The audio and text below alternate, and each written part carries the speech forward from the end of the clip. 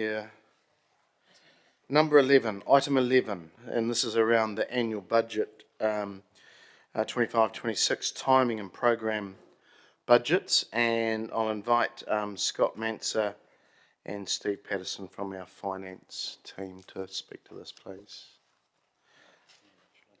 Oh, okay, sorry, we've gone up the food chain, so Cameron Mackay, CFO. Welcome, gentlemen.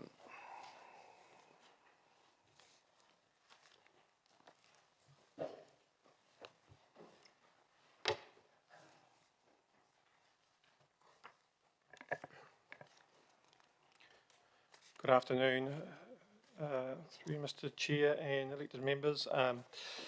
Whilst it seems not that long ago that we were talking budgets with the long-term plan, we're fast rolling around to the process of year two of the year two part of the long-term plan, which is the annual budget 25-26. In terms of what you have in front of you, to enable us to bring together something that is of more complete nature and to assist us, we're starting off particularly with the programs part of the budget and seeking your guidance and direction on that today.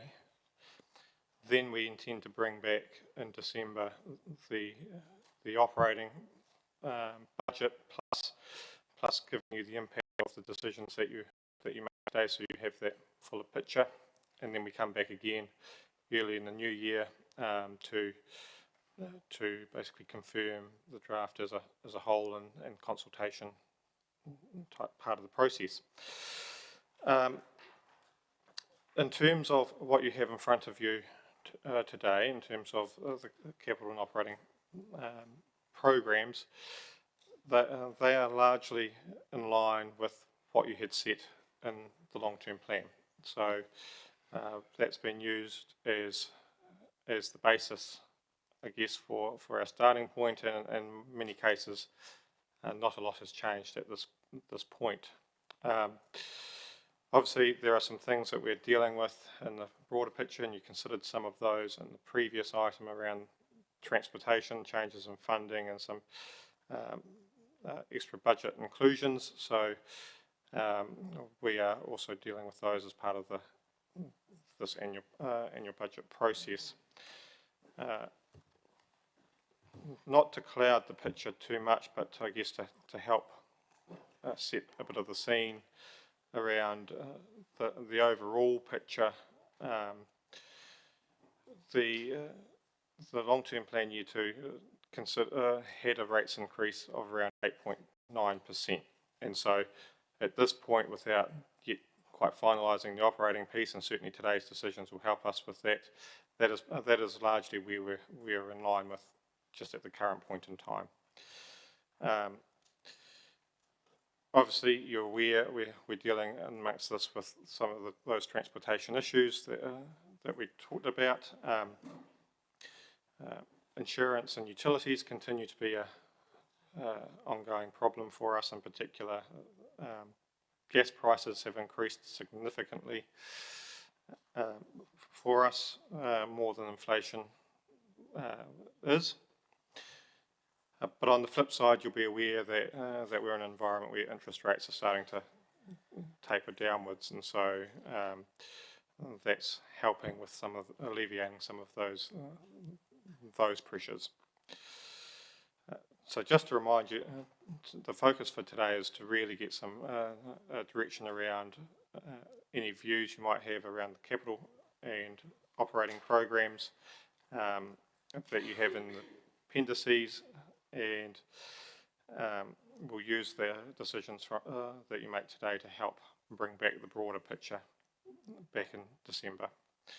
Scott will just give you a bit of an overview around what those attachments contain and the layout of them for your information. Cool. Thanks, Cam. Pleasure to be back here after lunch. So would just like to highlight section 4 of the report in front of you. We just have included some high-level summaries that were accurate at the time of printing. Obviously, with this morning's item and the transport budgets, those numbers will have changed. So probably just need to highlight that the transport budgets won't be reflective of the decisions that we've just made around the table prior to lunch. So you'll see that, as Cam alluded to, it's very similar to what year 2 of the LTP had. The reduction in the total capital program from 125.5 million down to 115.5 million is from the transport, lack of transport funding from NZTA. That will obviously slightly tweak as we take the changes from this morning through to that. So the schedules we've split into operating and capital, and then we've split them again into a transport schedule and a non-transport schedule, just for a little bit of an ease of conversation around that, given the significance of the changes in the transport program in line with the funding from NZTA. Would appreciate any guidance from elected members around potential changes to the program. It is very much in line with the LTP, and I know we spent a number of days going through those there.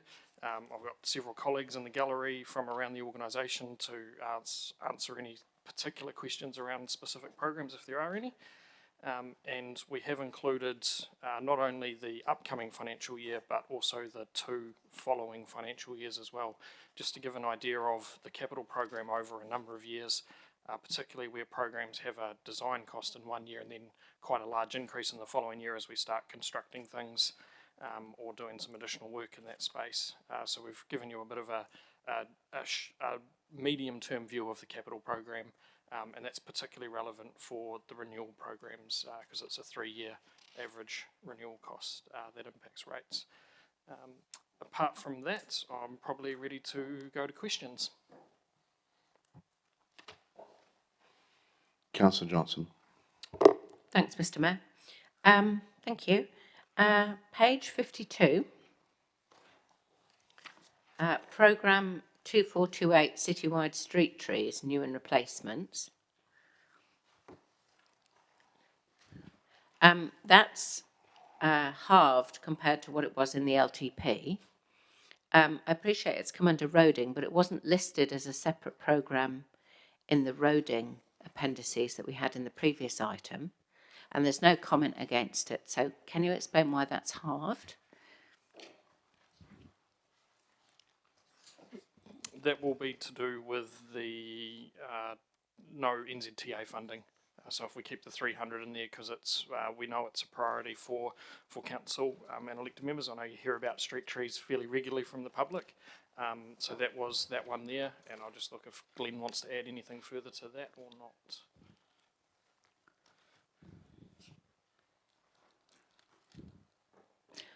So that wasn't listed as a separate programme in the roading appendices that we got before, was it? It was, yep. Was it? If you look on page 36, yeah, it's 6 from the bottom. Ugh, okay, my mistake, sorry. That's okay. Page 36.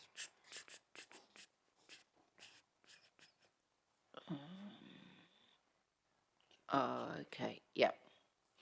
All right. So that's maintaining our share but not allowing for any subsidy. And that's why it continues over the next 3 years? Okay, all right, I'll have a think about that. Thank you. And then just overall, when we're looking at the overall figures at the start, which are, hang on a minute, are they in, at the top of page 41,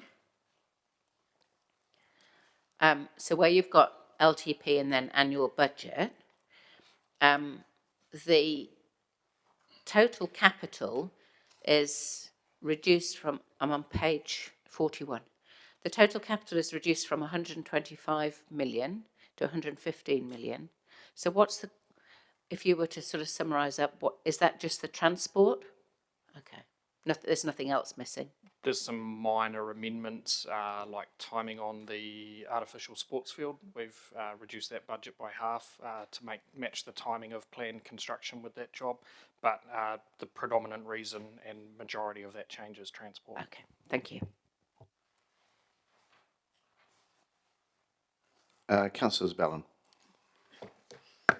Thank you, Mr Mayor. Ngā mihi kia kōrua. You mentioned in the report that the report coming to us on the 11th of December is going to address some of the key assumptions around inflation and interest rates, insurance, etc. And you did just touch on some of those, how those are trending at the moment. Just wondering, is there anything that we need to be aware of while we're making decisions today, aside from those trends that you might want to flag with us to keep in mind? Through Mr. Mayor, no, there's nothing that I can think of noteworthy to flag at this point.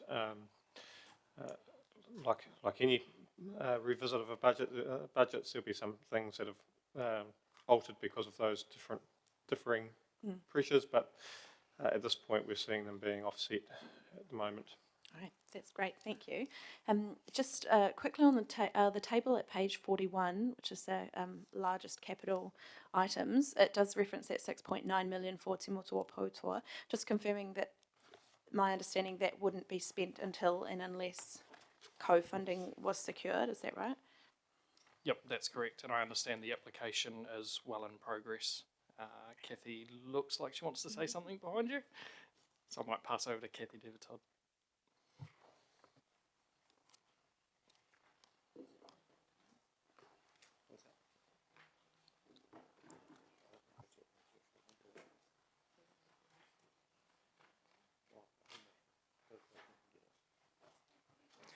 Sorry, Kathy David-Todd, Manager of Parks and Reserves. Just the caveat with that is that we are spending some of the capital money, as explained in the Rangatania Manawatu Committee, on design and consenting. So some of the capital is being spent at the moment on those items. We wouldn't, however, move to construction until all the external funding had been raised.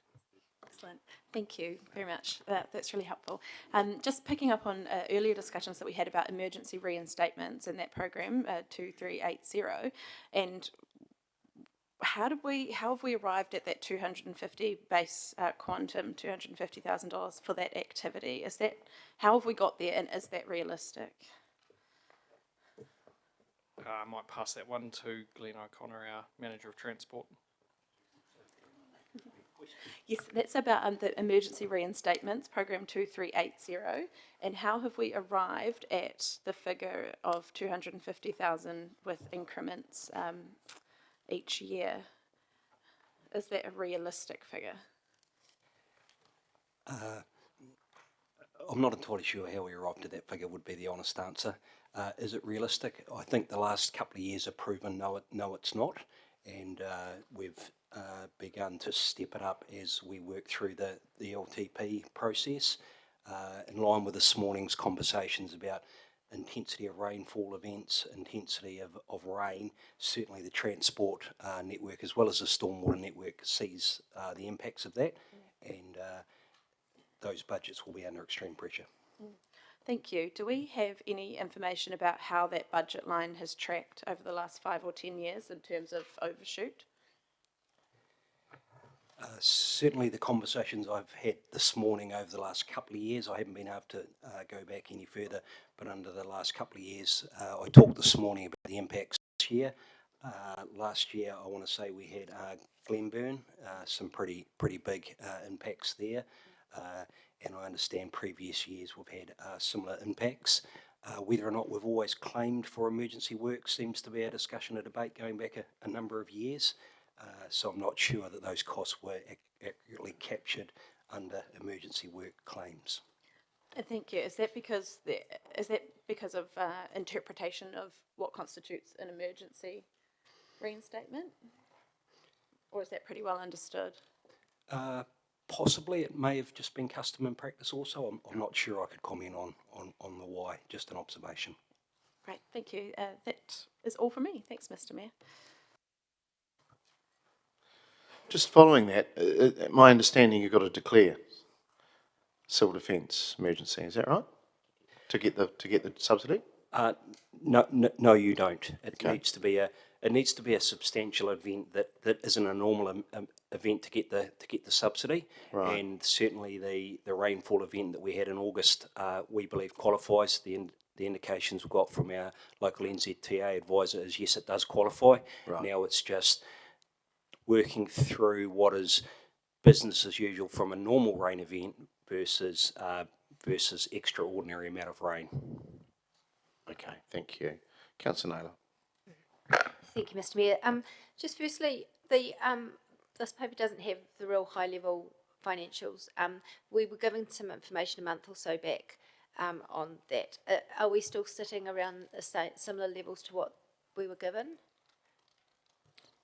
Yes, so we're currently working through that process and through the senior lead team, reviewing those budgets before they come into the chamber at the 11th of December. Okay, and so because this paper only has a very small part of the operating costs, and it doesn't seem to have mentioned anything in terms of the email part, will that information be provided in the next report? Yes, so this is specifically dealing with programs, Yeah. and then the remainder of the operating budget will come in the 11th of December report, taking into account any decisions from today around the programs, because that feeds into that operating Okay. budget. And given that we haven't got that broader context today while we're making those decisions, can we make further changes then to these programs in December if we want to? Yes, Yeah. Like, yes, absolutely. Like Cam alluded to, we'll bring back a full draft in February. You would be able to make further changes there should you wish. You could make them at the 11th of December when you see the wider picture. And then, yeah, you can absolutely make further changes following today. okay. The finance costs that were outlined in the previous material that was circulated, going up to 17 million for finance costs, is that the same as LTP, or is it more than LTP? Are our finance costs looking to be what was predicted in the LTP or different? Where's the 17 million come from? Or just lost on It that a just little says finance interest going from 9.9 last year to 17 million next year, and the budgeted position as per this is as per the long-term plan. So I guess my question is around whether the 17 million is likely to be. I'm just aware that our debt ended up higher at the end of last year than what had been budgeted, so I'm just wondering if that has an impact on the finance costs going forward. Sorry, I'm not sure what page you're looking at, but yes, having higher debt levels will impact that. Conversely, we're reviewing interest rate assumptions as well, which will also have an impact, and we'll bring that back in the paper in December for you. Okay, so sorry, the paper is the one that was circulated a month or so back, so it's not in today's paper, but does give context to trying to make decisions about what we do. So just moving to page 52. There's some changes, some quite significant changes there in under roading. The total for capital expenditures, if I'm understanding this correctly, LTP budget 7.9 million and what's proposed is only 926. So that's like losing 7 million there. Is that all to do with the reduction of funding from Waka Kotahi? Yes, and that doesn't take into account any decisions that we made in the previous item either. Okay, so is Waka Kotahi not funding anything in the low cost, low risk and road to zero area? That's my understanding. Okay, because that is under the all of those items are under the critical section. So then when I go to the next page, page 53, there's one down the bottom there that's in the strategic, under the strategic area, that has a proposed change of adding 3.7 million in, but I can't see anything in the commentary in this paper to give any reason for that. Yep, absolutely. I might need my friends over to the side to help me here, but I understand that's to do with the road upgrade for the Timotua Potua development, and I believe the timing of that has been slightly tweaked since the LTP and the ongoing conversations around when that's needed to be done. So it's been tweaked by who? By the consultant and the staff and the work that's been done around that program budget, and just making sure that it's all in the right order to enable that development to happen. So no changes have been agreed at committee or at council to do with that timing? Is that correct? I can't answer that question. It just seems like quite a big change. Is there Waka Kotahi funding for that program in the 25-26 year? No. And was the assumption when it was put in the 26-27 year, in year 3, was the assumption that there would be Waka Kotahi funding for half of it? Yes. Yeah. Okay. Sorry, just one final question.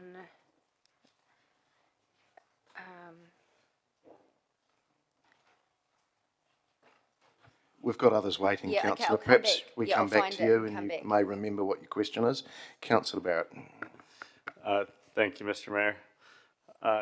Yes, a couple questions. First, Scott, just to clarify, so the paper we had this morning was current financial year, and now we're talking about all future years. So in terms of transport, we're still kind of open in terms of where we go in draft annual budget, indicative annual budget. Yes.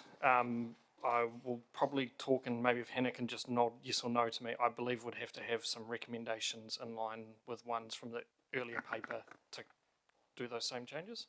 Through you, Mr. Mayor, what we're discussing here is the recommendation, the resolutions from earlier today on the SLIP and also on the general renewals that was specific to the 24-25 financial year. So if you'd like to see that level of funding in this new financial year that we're talking about now, you would need a separate resolution for that.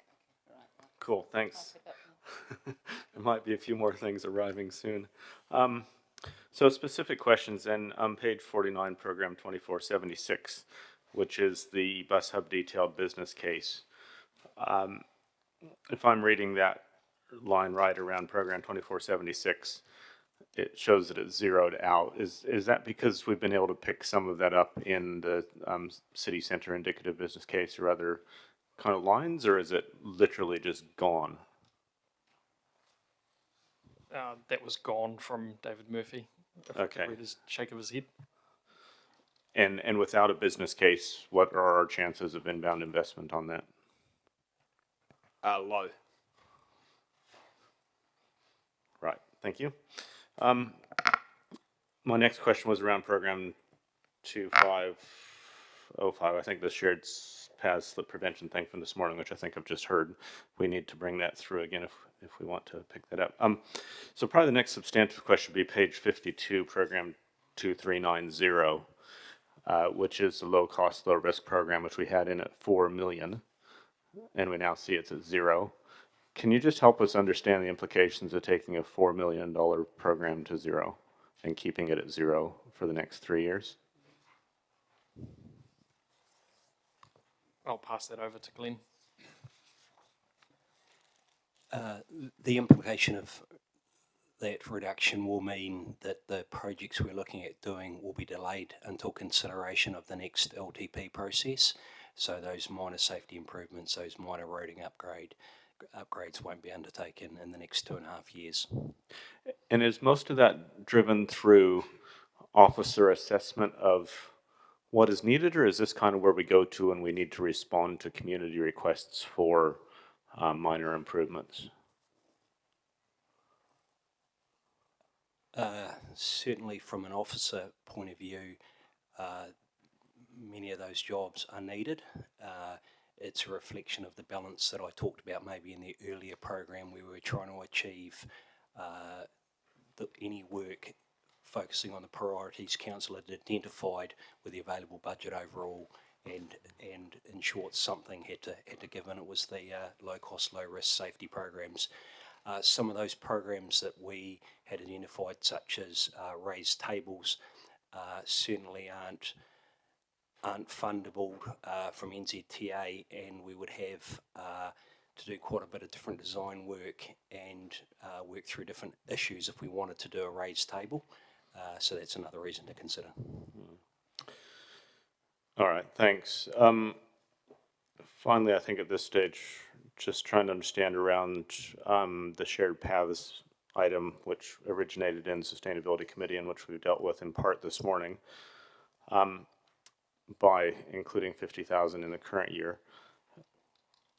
I suppose my question is that in the year-by-year outline of costs, there is 50,000 a year in each of the first 3 years. But the recommendation that came to committee wasn't for 150, it was for 350. So I'm trying to understand what that extra 200,000 is. Is it needed within these 3 years? The 350 was to enable work, and my assumption is you're talking about the river pathway. Yep. The 350 was to enable officers to carry on preparing for the notice of requirement, doing the work and bits and pieces.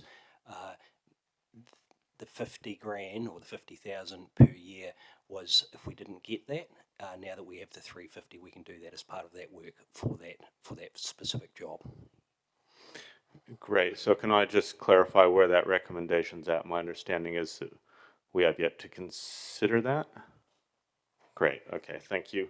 And the timing of that in terms, so we've got 50 allocated this financial year. The balance of the 350 is at 115 each year. Do we know anything about the timing of that? We'll have to do some work on the timing. I'm not sure off the top of my head, Councillor. Okay, thank you. There will be a couple extra recommendations coming through. Thanks. Glenn, just following on from those conversations, do you need the extra funding or can it be done within existing budgets? My understanding it's conversations. There is conversations, however, to take those conversations further where we need some legal advice, preparing legal documents, setting up some of the transactions that may come from a willing buyer, willing seller, that will enable us to work through some of those if the options arrive. It may be that the full extent of that funding's not needed, in which case we may be able to surplus some of it. David might have something to add, possibly. And just following on from that, legal advice that we got, I understand, was incorrect, that we could use the Public Works Act and it would be successful when in fact there is multiple options of getting around the river. Yeah, just to clarify through you, Mr. Mayor, David Murphy, General Manager, Strategic Planning. So I think that notice of requirement's at about sort of 80%, 85%. So the resolution that will be considered shortly alongside those $50,000 per year is to continue the conversations with the landowners, finish the notice of requirement so it's ready to be lodged. So when we're having conversations with the landowners, the types of things that are coming up are, should there be a bridge here? Should there not? How are we going to deal with the traffic, the heavy traffic through into the river?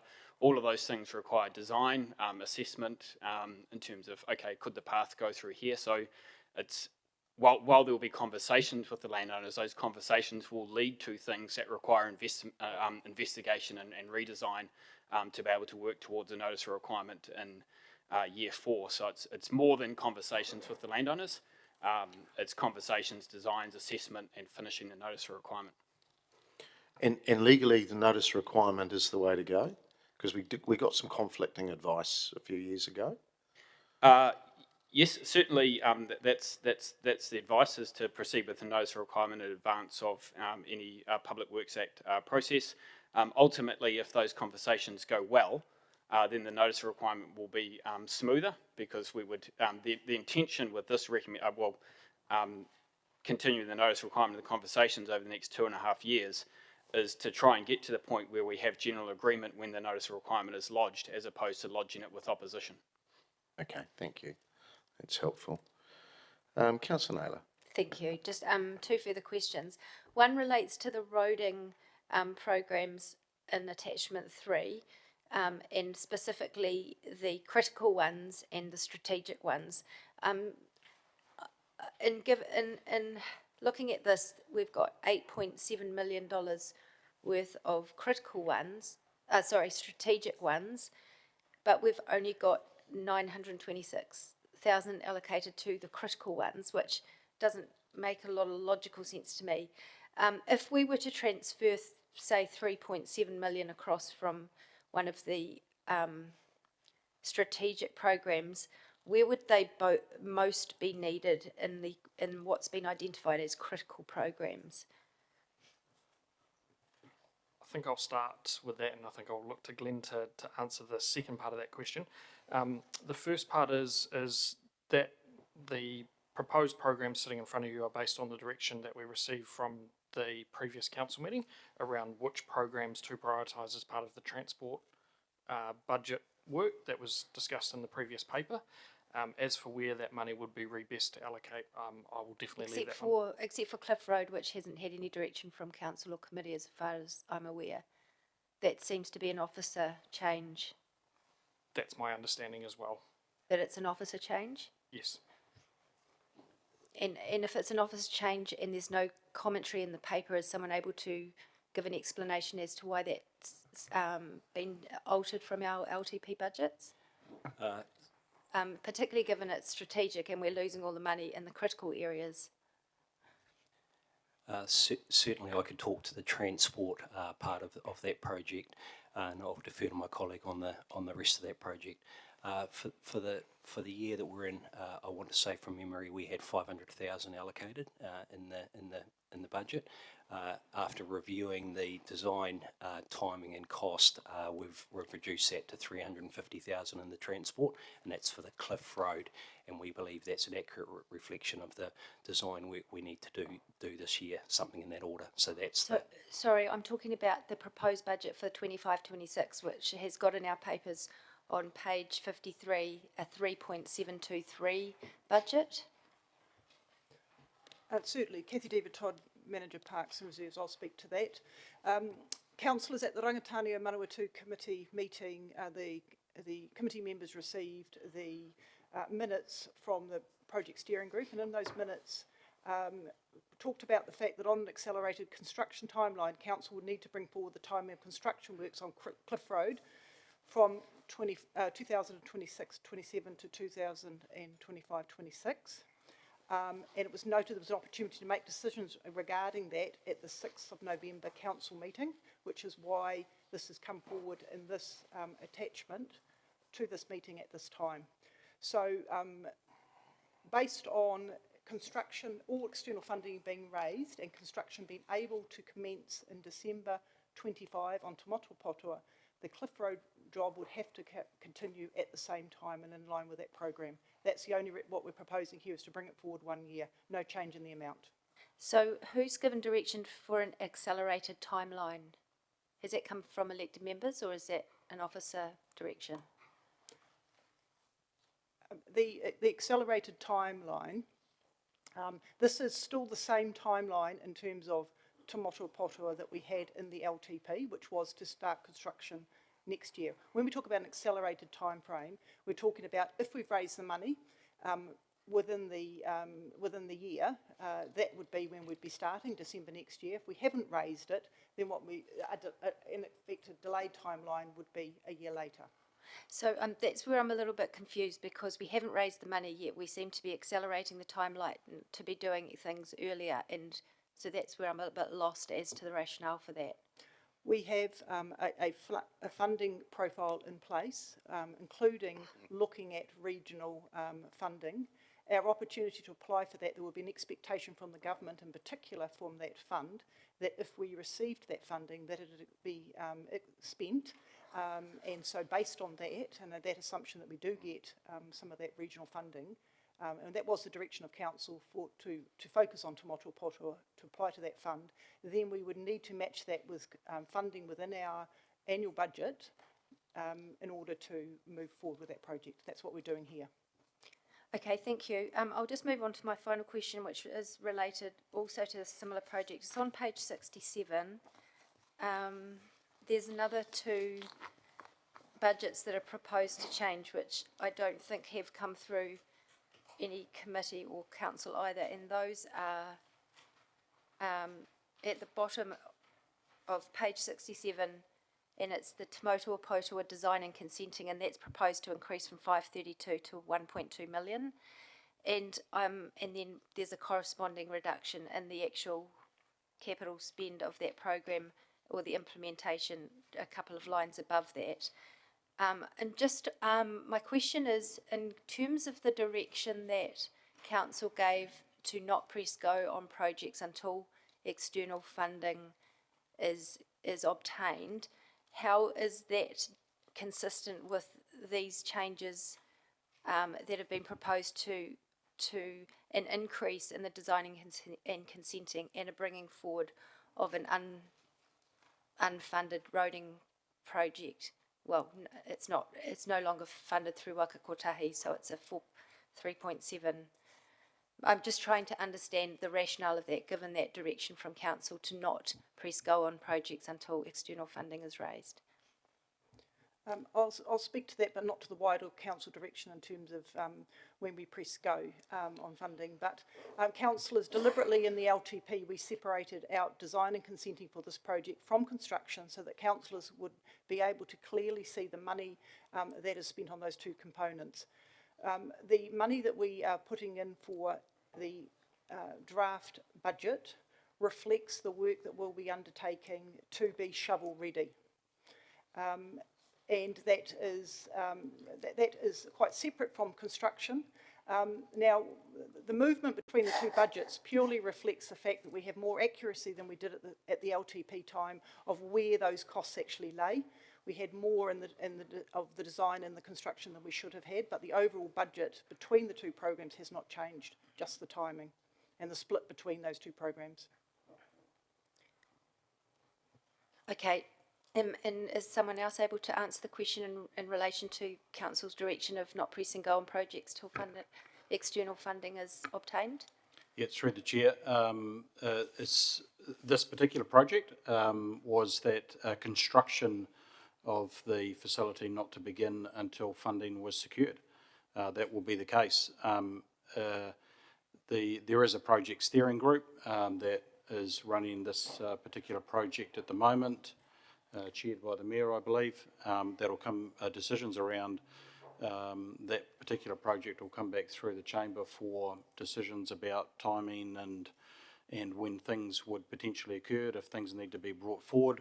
I think you'll probably also, maybe just another general comment, is that in the transport space in particular, there are a lot of changes in here that officers have had to make in order to present a budget to you that fits with year two of the LTP in line with significantly less funding than what we were hoping to get as well. So this particular project the construction is subject to funding being achieved. There are some design and consenting stuff that has to be done in order to present plans to funding agencies in order to get the funding. So there's some work that has to be done. And I think that this chamber is committed to that, to actually getting those designs and consents in place, get the funding, and then construction gets underway. Now the team have put Cliff Road in year two in anticipation that we might very well get the funding sooner than what we thought that we were going to get it, and it might need to be spent within a certain time frame. It means the project can be potentially delivered quicker than perhaps what we anticipated. If the funding doesn't get realised, that money won't be spent. So it's a line item in there, but it still fits within the year two LTP debt portfolio and what things look like in that as well from a budgetary point of view. Sorry, so are you saying that if the funding isn't raised, that the Cliff Road costs won't be spent? The 3.7? No, I'll just need to check that with the team as well. That's correct? Yes. So if that won't be spent until the funding is raised, why is it being accelerated and brought forward from year 3 to year 2? So just as I hopefully perhaps didn't articulate well enough, is that there is a project team that is already currently working on this. Consents and designs are being prepared, funding applications are going in, that it is in anticipation that potentially the project could be happen sooner than what we anticipated. And that's not unusual with any projects that we do from time to time that have external funding coming in from them. Okay, thank you. Was anyone able to answer the question about how we could direct money to this critical programs, or what that process could look like?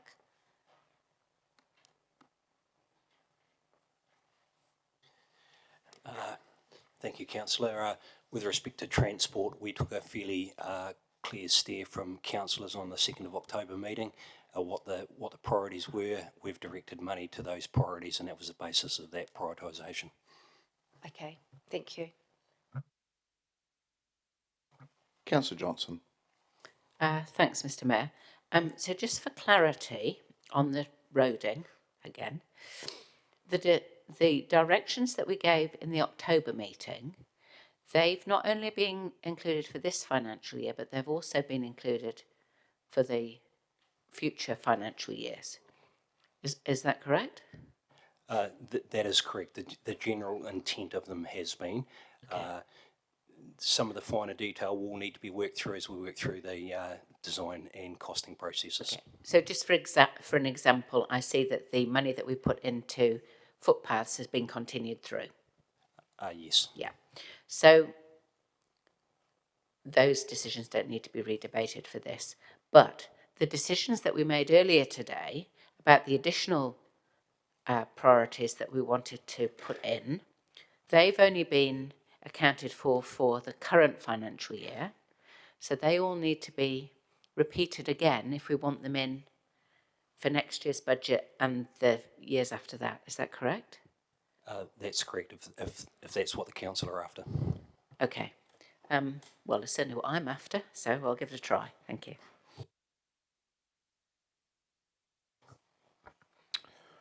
All right. Okay, that's our questions done. Thanks, Cam. Thanks, Scott. All right, we have recommendations to Council that Council note the process for timing of the annual budget 25-26 as outlined in Table 1 of the annual budget 25-26, timing and program budgets presented to Council on the 6th November 24. And 2, that Council in drafting the 25-26 annual budget to be considered on the 11th of December recommend the following programs for inclusion. A. Operating programs as outlined in Attachment 1 as amended if required. B. Transport operating programs as outlined in Attachment 2 as amended if required. So we're just going to do A and B, and I understand there's a number of different motions that have come forward for C and D. So we'll deal with those separately on a case-by-case basis. But this is just the catch-all at the front end. So I'm happy to move that, seconded by the Deputy Mayor. Look, again, I just want to acknowledge the officers. There's a real balance game here going on, and I'd have to say we're probably pushing this as much as we can now. So again, I'll look at what's coming forward, but I'd have to say that we're probably at the end of what we can physically do without putting everything on the credit card. So, in a sense, so yeah, I'll leave it at that. Councillor Johnson. Not speaking to any particular motion, but just generally, if that's okay. Yes, that's exactly what we're doing. Thank you, Councillor Naylor. I will stand. I'm asking a question at the moment. I will stand when I speak.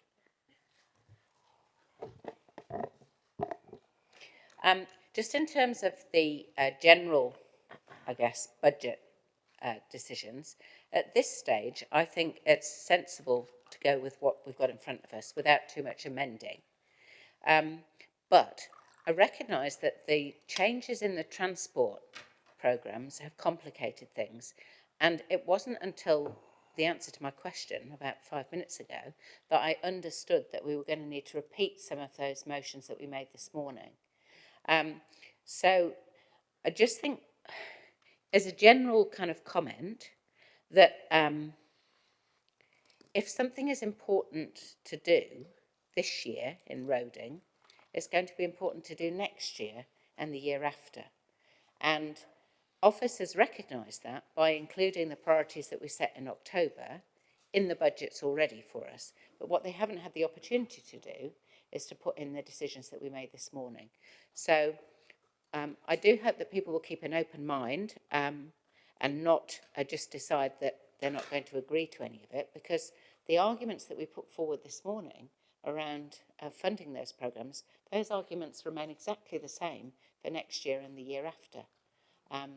So I just encourage you to keep an open mind about the range of motions that come up and to be patient, because it certainly wasn't clear to me until just now that we would need to repeat those motions in order to get them included in the budget. Thanks.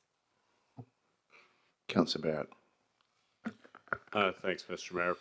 Start off with a question just around 2 B, which refers to transport operating programs, noting that it's only recently come to three officers, but had intended to test appetite for the operating program around hub detailed business case, and just wondered if we need to pick that now or if we need to pick that in future.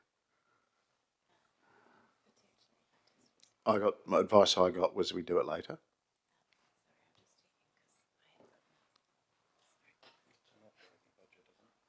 It is an operating budget, yeah.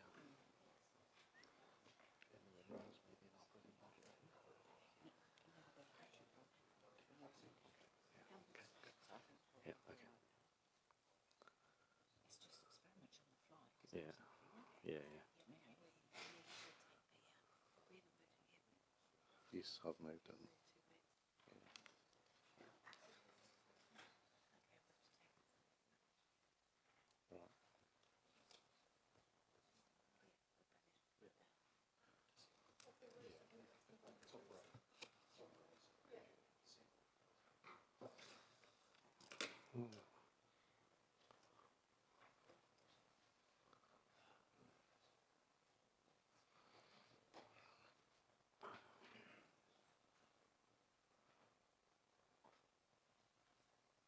Okay, well, if the room agrees, we'll vote on one first and then we'll do two separately to test the room. Otherwise, it goes to December the 11th. I prefer to do it now. That's my personal preference. So if the seconder agrees, we'll just do one first and then we'll go to two. Well, we'll do the additional motion for two in terms of operating first and then come back to number two in a substantive motion. Okay, so we're looking at number one only, and we're doing that first and then we'll come back to two. All right? Okay. Councillor Dennison. Not on this item, Mr. Mayor. Thank you. Councillor Naylor. Thank you. Just wanted to make a really brief comment about recommendation 1. In terms of the timing of this process, personally, I like to see the high-level financial picture before making decisions about specific items, because it's really that provides the context that guides my decision making. So I just wanted to highlight perhaps the inadequacy of looking at specific programs first and then looking at the big picture later, looking at through what I highlighted through questions in terms of the roading, where we've actually, council decisions have informed $5 million investment into Calvin Grove safety improvements and Stony Creek Road, when those are strategic programs, at the expense, it appears, of many of the critical programs. And I think if we'd had that bigger picture, that might have, well, it may have changed the thinking of some people in terms of that decision making. So whilst I know that's there's not a perfect process, I just wanted to highlight perhaps the lack of the bigger picture when we're making some of these detailed questions is a little bit problematic to me in terms of the process that's been outlined.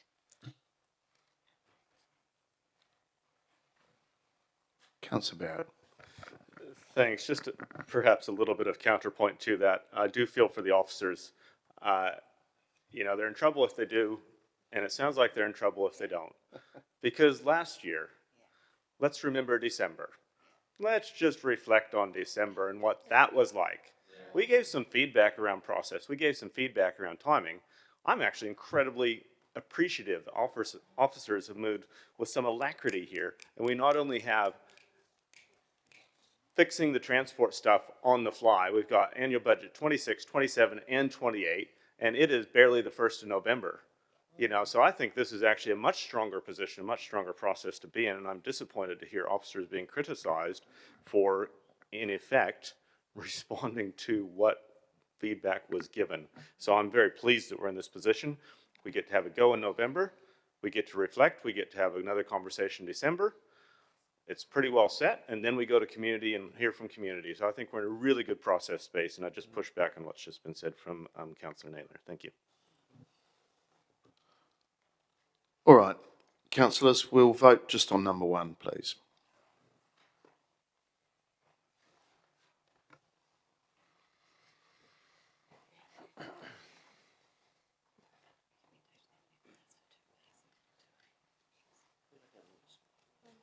That's passed 13 votes for and none against. Thank you. All right, the next one we'll go to is 2A, and that's around council, that council in drafting of the 25-26 annual budget to be considered on the 11th of December, recommend the following programs for inclusion, and it's just A, operating programs as outlined in attachment 1, as amended if required. Moved by myself, seconded by the Deputy Mayor. And again, Council has spoken to it before. Again, just want to acknowledge the balance and the work that's been done, repeating Councillor Barrett's commentary. Considering the cards that we've been dealt, it's a relatively good outcome in the sense that we've got some oversight on where the gaps are, and it's up to us whether we want to fill them or we don't want to fill them, and that'll be the conversation in the coming minutes, I'd say. But at this stage, thanks for the work to date. All right, we will vote on 2A, please.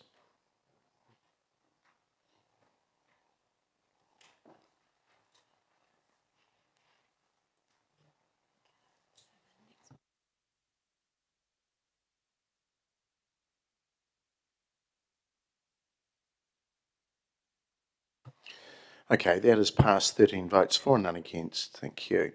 All right, we have an additional recommendation which we'll come to, and this is around motion A. We'll get to it.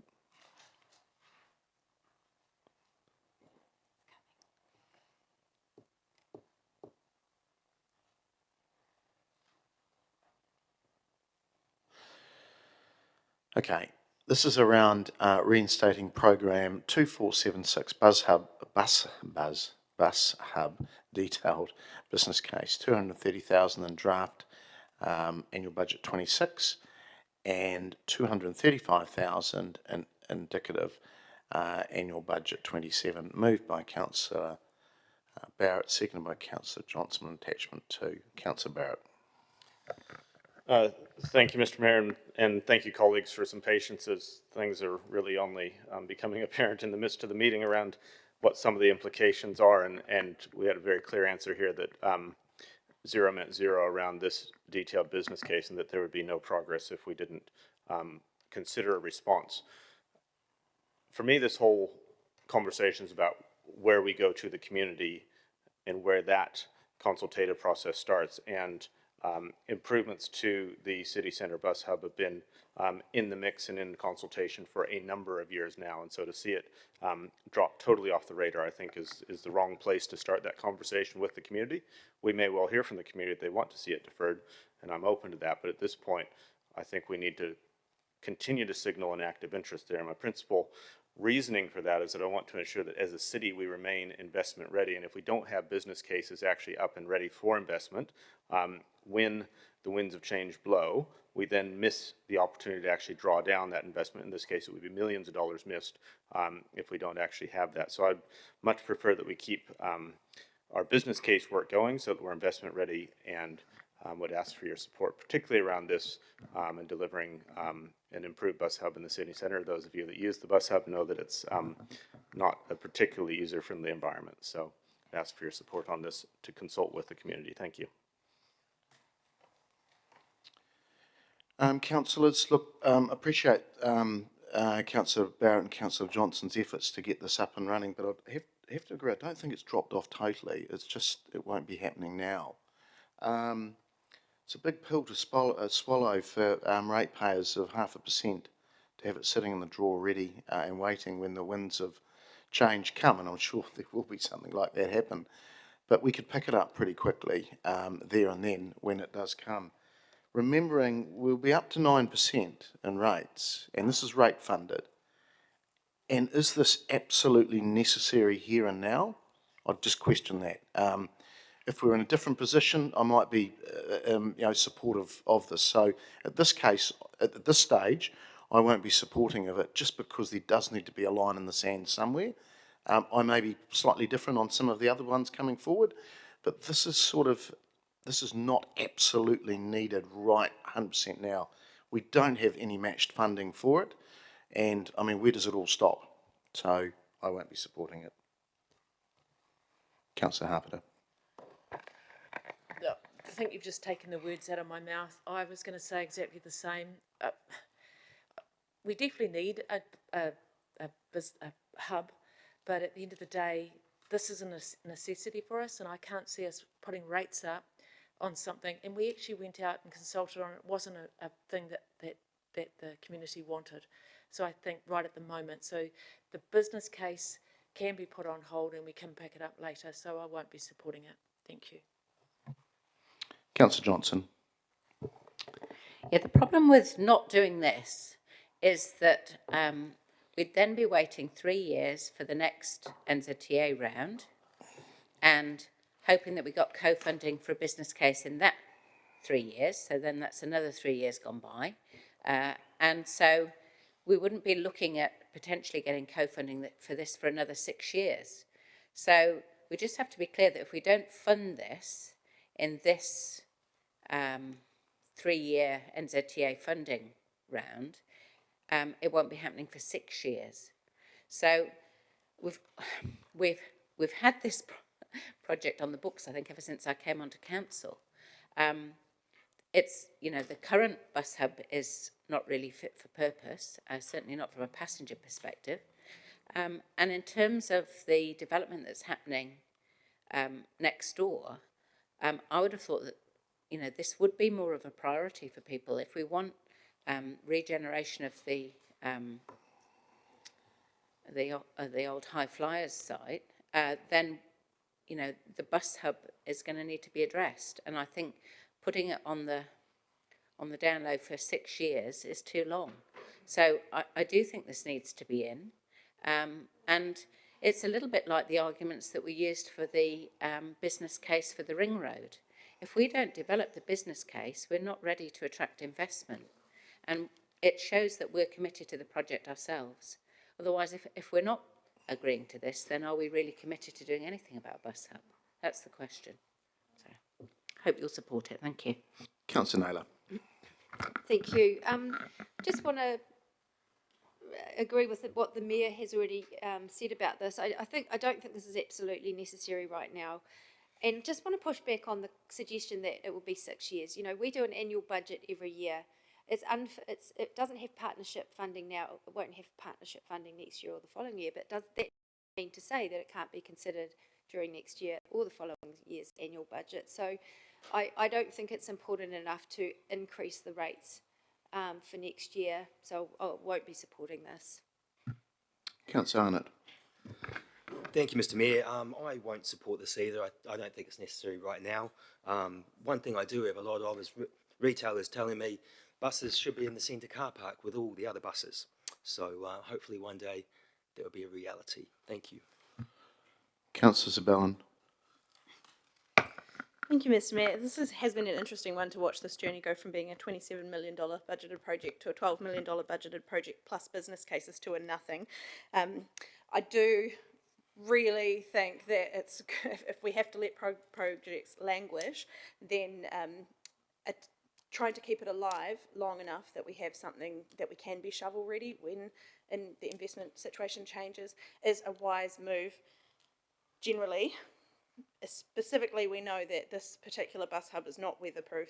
It's gross, it's unsafe, it's poorly lit, it's an awful user experience that we deliver for people who use that, especially at night. And it is a attractor for a lot of antisocial behaviour to happen there. That being said, in rationing our business case items that we've got, I do think Manawatu Ring Road needs to be first, and I really, really want to see the Stony Creek Road business case continue. And when I was looking at the different business cases that we've got and how we prioritise them, I'm of the view at the moment that we have prioritised them correctly, so I do apologise to my colleagues, but I won't support this one. Thanks. Right to reply, Councillor Barrett. Yeah, thanks, colleagues, for the comments, and I can probably see where the balance of comments at least are heading, but would ask you to, again, reconsider if you really want to see this put on pause for so long, given that we've just turned on a bus system that actually now operates through into the evenings, operates through into the weekends, and frankly, the city centre part of it is not a safe environment, and I'm not comfortable with us continuing with that status quo, and would much prefer that we do pick up now and start the conversation with the community. It was contested that this wasn't something that the community wanted. Well, the reality is we've never gone out to the community and said we don't want this, which is, if you vote this down, is what we would be saying. So what we need for a consultation starting position is to put to the community that we are in a position to continue investigating the business case, that will get us investment ready, and wait and hear back from the community whether or not they want to see that prioritized or not. It would be premature for us to boot it out now, given some of the very real concerns and needs in the city centre around investment. So I would urge you to support it. Thank you. Okay, we will vote on motion A, please, around reinstating the bus hub.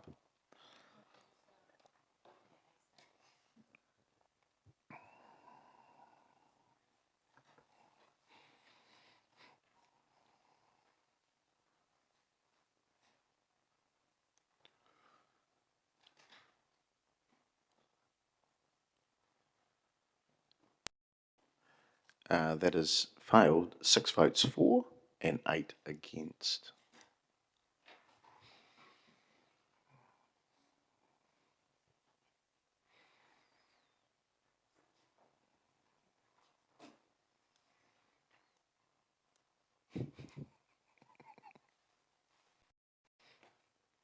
All right, we'll go to the substantive there, which is around that council recommend the following programs for inclusion on the draft 25-26 annual budget. B, transport operating programs as outlined in attachment 2.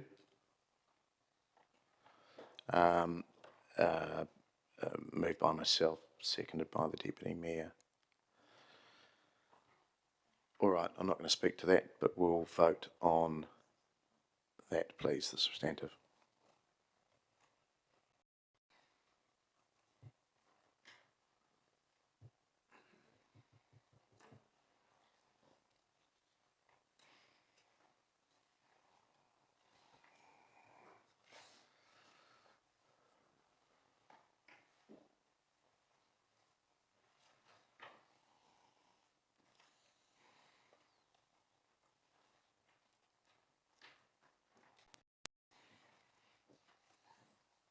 And that has passed, 14 votes for and none against. All right, we'll move on to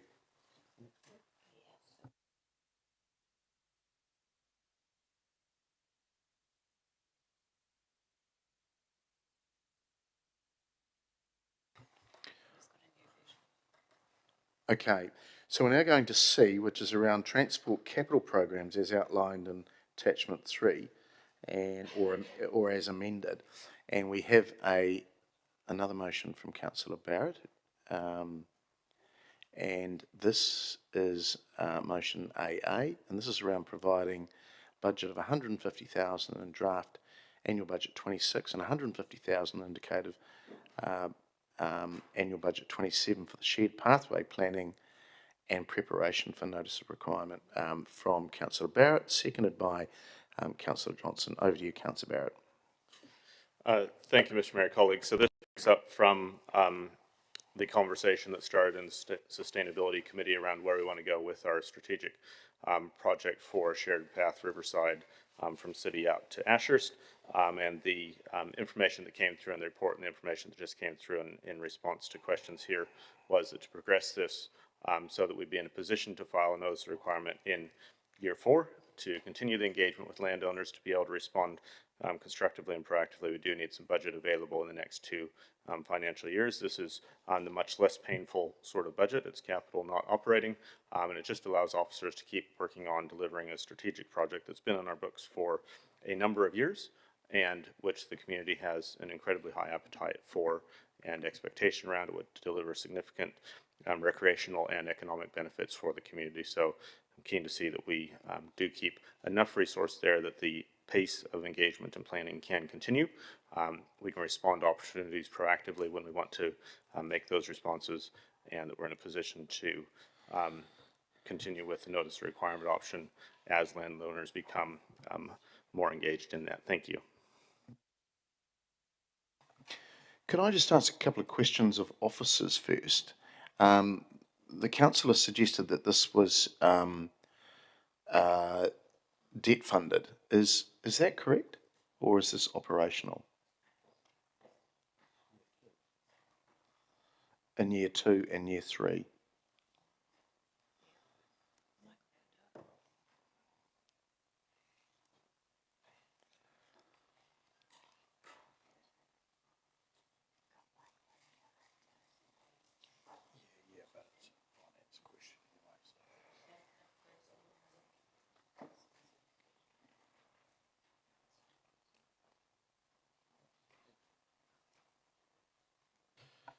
Cameron Kai, GM Corporate Chief Financial Officer. Sorry, we're just having a bit of a discussion about this one.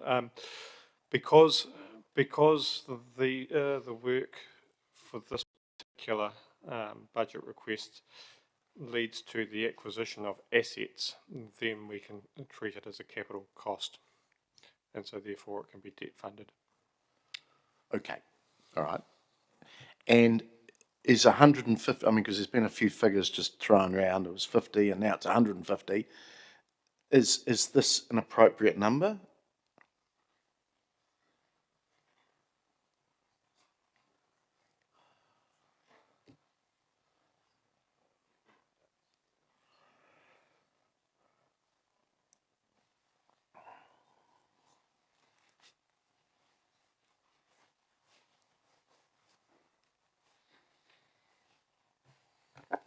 Through you, Mr. Mayor, yes, it's an appropriate number. Okay, all right. All right, in response to the answers, I'm happy to support this. Councillor Barrett is right, it is one of considerable interest from our public, but they somewhat don't know the full ramifications of what's required. So this work will go some way to preparation of a plan, a notice of requirement, a plan to get through, basically, to Ashurst. And I'm okay with that. I don't really want any more money spent, but I mean, this is something that is probably quite a good spend and something that I'm sure the public would probably, well, I know they will go some way to wanting this to happen. So if we can prepare the notice of requirement with landowners on board, then that is the best outcome for everybody.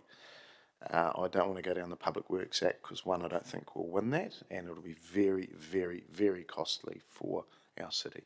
So it's probably a good spend. I'll support it.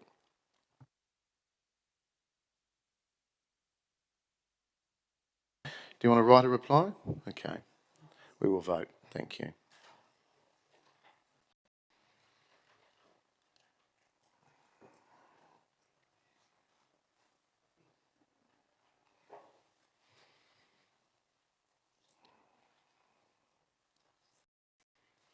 It is passed, 12 votes for and 2 against.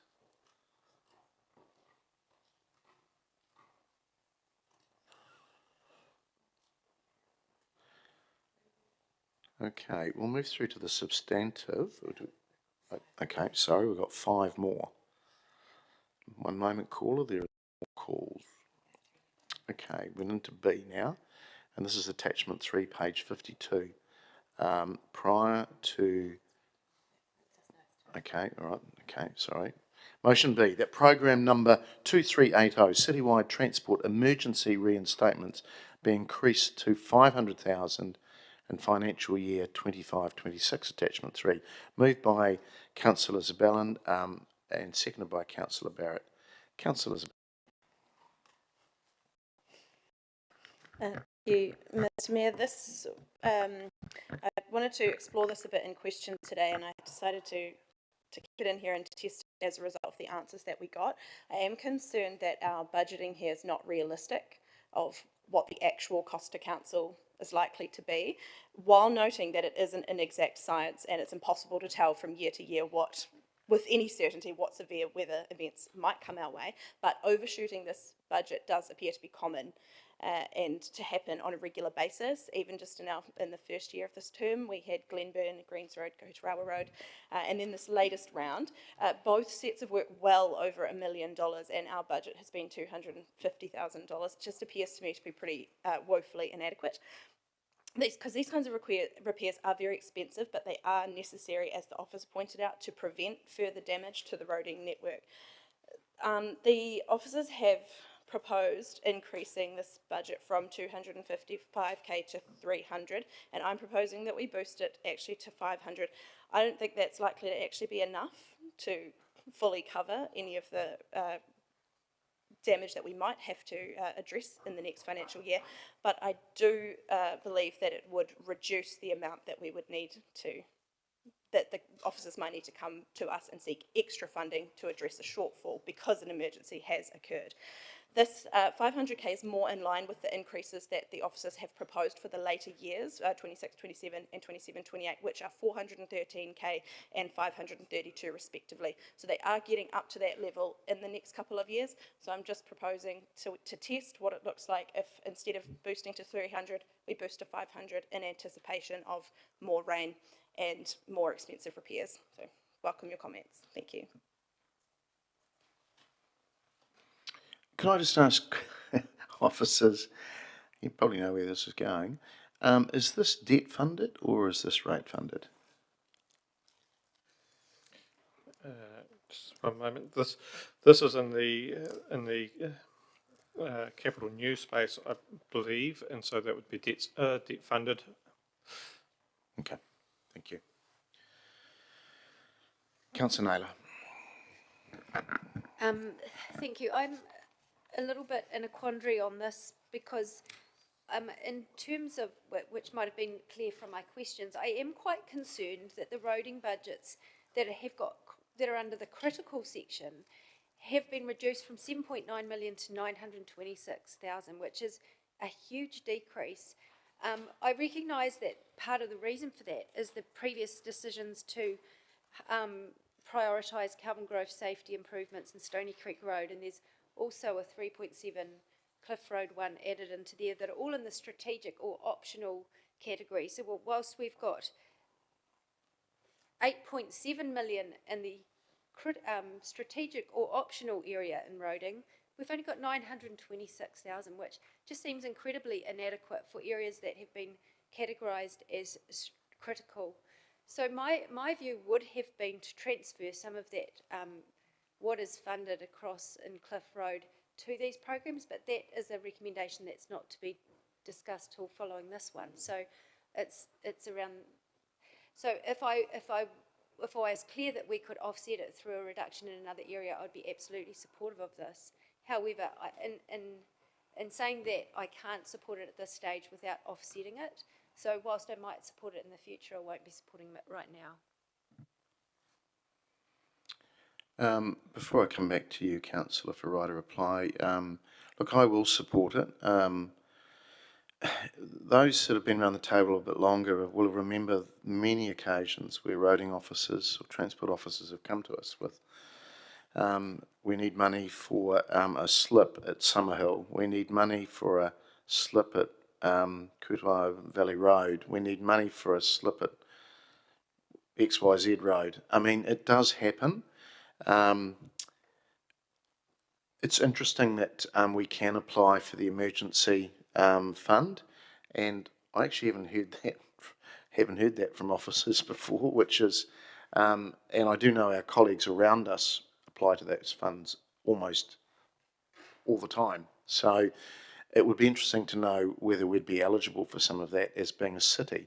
It's mainly the domain of district councils that do that. And those that have been hit a bit harder, but it doesn't mean to say that the city doesn't get hit. We just absorb it within our own internal funding sources. So I do think emergency reinstatements is something that you've got to be careful that you don't really underfund this, because you get it comes to you in another way. It just comes to you as a special ask from another source. So I think the councillor's right. We should really be doing a little bit more here. I don't share her enthusiasm. I shouldn't say enthusiasm, that'll get spent. Look at May too. Let's hope that it doesn't, but I think we've got to have the contingency there. And again, it's a real balancing act. But look, with climate and you know, earlier discussions this morning from some of our residents in that Milson area, we do need to have some form of contingency there. I think it's only prudent, and being, you know, taking our risk profile into account really as well. All right, Councillor Johnson. Thanks, Mr. Mayor. I think there's no harm in supporting this, to be honest, because it's a capital programme, so we won't be drawing down the money unless we need it. And if that's a more realistic level of what we might expect to spend, then I think it's a more realistic budget. Looking at overall, that the capital expenditure is down 10 million on what we were anticipating, and this is adding, you know, a few $100,000. And I think that if it means there's a realistic budget available for emergency reinstatements, then that's a sensible way to budget. The alternative is, as you said, if we don't increase it, we'll just be faced with a request for more money throughout the year anyway. So it just seems more sensible to be realistic about what we're expecting. If it's not needed, then the debt won't be drawn down. So I don't see the harm in it. Councillor Harper. Thank you. I do have some sympathy for what Councillor Naylor was saying in terms of our strategic projects, in terms of Stony Creek Road and Cliff Road, and whether we should be looking to spend that money on those strategic projects or looking to increase this capital project. I mean, I do hear what Councillor Sibelin is saying, and you know, putting it up to from 300,000 to 500,000. But we don't know what we're going to need, and that's the hardest thing: is what we need, what we have, and what we need in this pool, and we just don't know. But we do have these other projects that we are budgeting for, and do we need to? We've already said we're going to spend the money on Stony Creek, and we have said that we're going to be spending the money on Cliff Road. But do we need to spend the money on those strategic projects? And that's the question that we have to ask ourselves as well. We can't spend it on everything. We don't have all the money to spend it all right now. So I'm probably not going to support this one. So I'm sorry about that. Councillor Sibelin, do you need a right of reply? Yes. Thank you all for your comments. That just agree as well. Yep, when our roading network is damaged, we do need to put it right. And we've already overshot our budget for this financial year, and there's nothing left for anything else that might happen. I also hope that we won't need it in future years as well, but this will reduce the extra reactive funds we get asked for as special asks. I really like that phrasing. We'd just spend it in another form. I think with Stony Creek Road, it's a really good point, balancing critical versus strategic, but I do think we will hear about it through consultation, especially with Stony Creek Road. If people really want it, they'll let us know that that is critical to them, though it might be strategic to us. Anyway, thanks for your support. All right, councillors, we will vote on motion B around increasing the emergency reinstatement fund.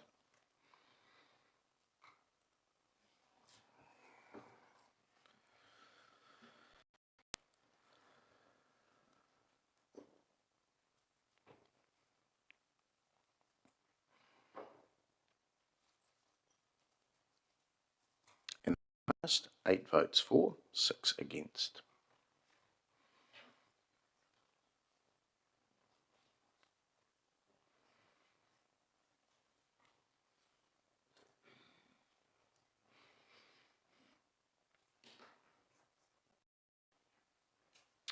Okay, motion C, that program 2456 Cliff Road upgrade remains as outlined in the LTP attachment 3. Moved by Councillor Naylor, seconded by Councillor Harper.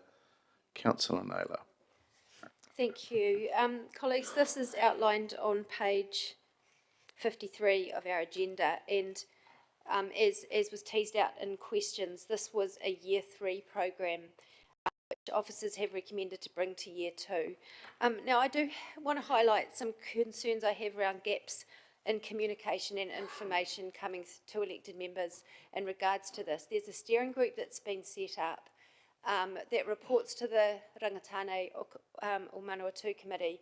I think there was probably 3 or 4 of us at the committee a couple of weeks ago present to receive that report and hear the discussion, but certainly the information that's being provided to that steering group does not appear to be readily available to elected members or to the Rangatane or Manawatu committee. I have asked for that, and I'm hoping that I might receive that via the Chief Executive, because I certainly think reports that the project manager write, financial presentations to give context, is actually something that we all need to be have access to, not just the steering group that has just 2 or 3 elected members on it. I think the steering group, in terms of reference, does not include decision making, and if the project manager wishes to change the timing or accelerate that, I think we need to make sure it goes through a proper process, and if the process is that is changed today, then I really think it needed to be highlighted in our report with a rationale given. It does concern me that it does appear to look like it could be just to change things round the back door kind of approach, when it's not actually been made really explicit in a report like this. Everything else in this report appears to have been given direction by council, by committees, referred by committees or by council.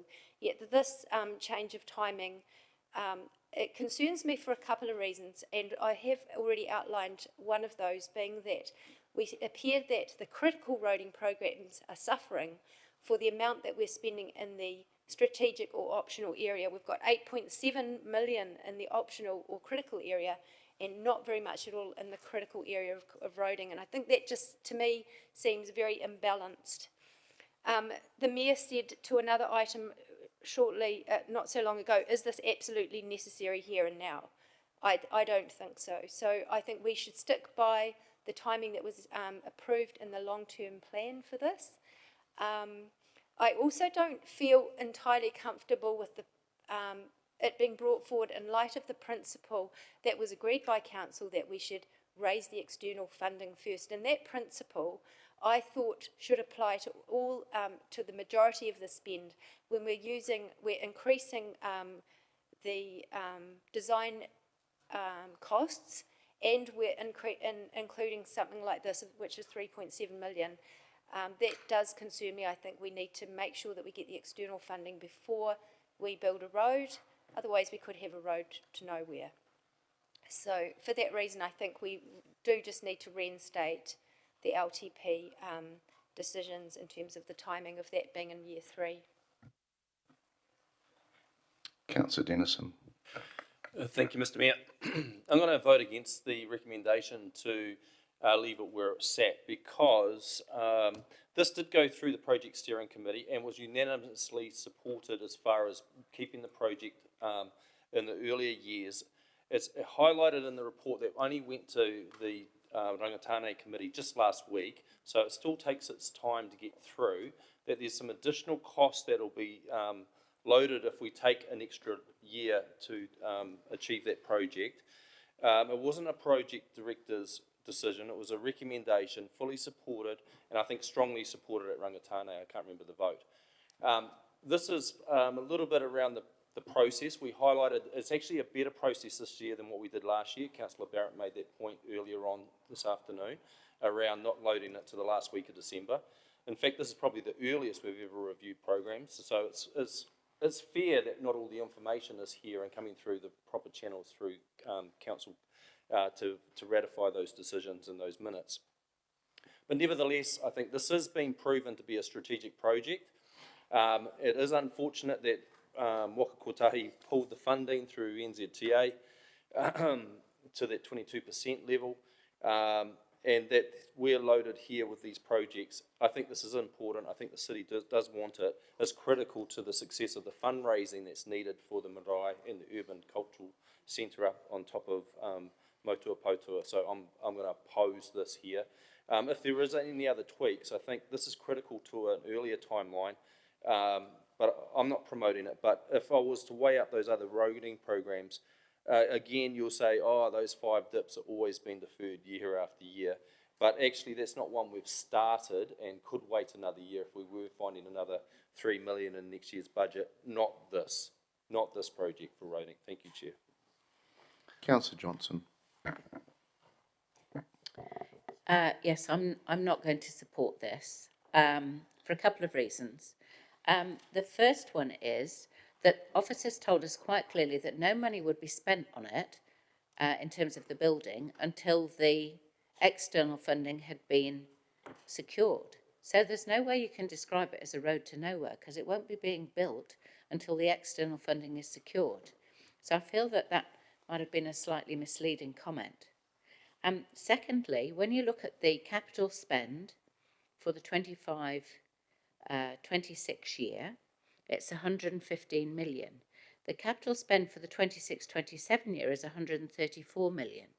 So we'd be much better off to have this programme come a year earlier and spread out the capital spend than taking it out of a year where the capital spend isn't as high and putting it into one where there's an extra 20 million on the capital spend. So it just makes sense to me.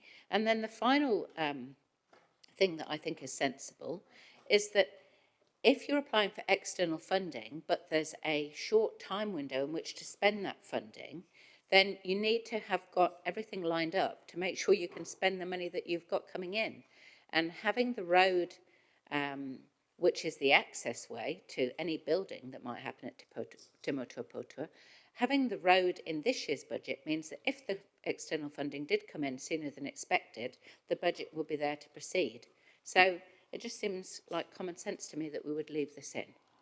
And just finally, I would say that if the council is concerned that we don't have enough money in the critical roading projects, then she's very welcome to put up some motions to reinstate some funding. Look, I'll comment before I go back to you, Councillor, for right of reply. I mean, this is one of our critical projects. I mean, this is false economy. If we knock this down, it means that essentially we won't be able to access some funding, and we've been told that by the government. So, I mean, it's again false economy. It won't be the road to nowhere because it won't get built if we don't get the funding. But I'm very positive, and look, I know that we have got some things in the bag. We haven't been formally told of them yet, but there is some really good irons in the fire out there. This will be like some of our other great projects like Papiaoa Place, Arena redevelopment, really good projects which have been done well within budget and on time. So I ask you to vote this down. I think there's a little bit of false economy going on here. There's been good progress made. It is a partnered program as well. I think I'm just really worried what Rangitane and Councillor Dennison's right. It was a unanimous decision. You've allowed a steering group to take this forward. We're not making decisions, but we've got to push things along that come back into the chamber for a final decision. I understand the minutes have either been sent or on their way to being sent. So I'm a little bit concerned that we're trying to knock things down before they've even got up. So please vote this down. It's false economy. Deputy Mayor. Tēnā koe, Your Worship. I wish to also support what Councillor Dennison and Councillor Johnson had said. I suppose my big thing is standing up and just saying that the steering group are quite well aware of the parameters in which they work, and they haven't made decisions. But in the normal cycle of how things happen, it will come back here for decisions to be made. So I don't want anyone under the misapprehension that that steering group are making decisions and not sharing information. So it's yet to come through the normal cycle and be brought back here. So it shouldn't be held to a different standard than every other committee or the progress or the timetable, but I do take offence to the fact that there's an assumption or an assertion that the steering committee have been withholding information or making decisions when they have not.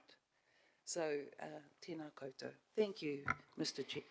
And do you wish a right to reply? Yeah, thank you.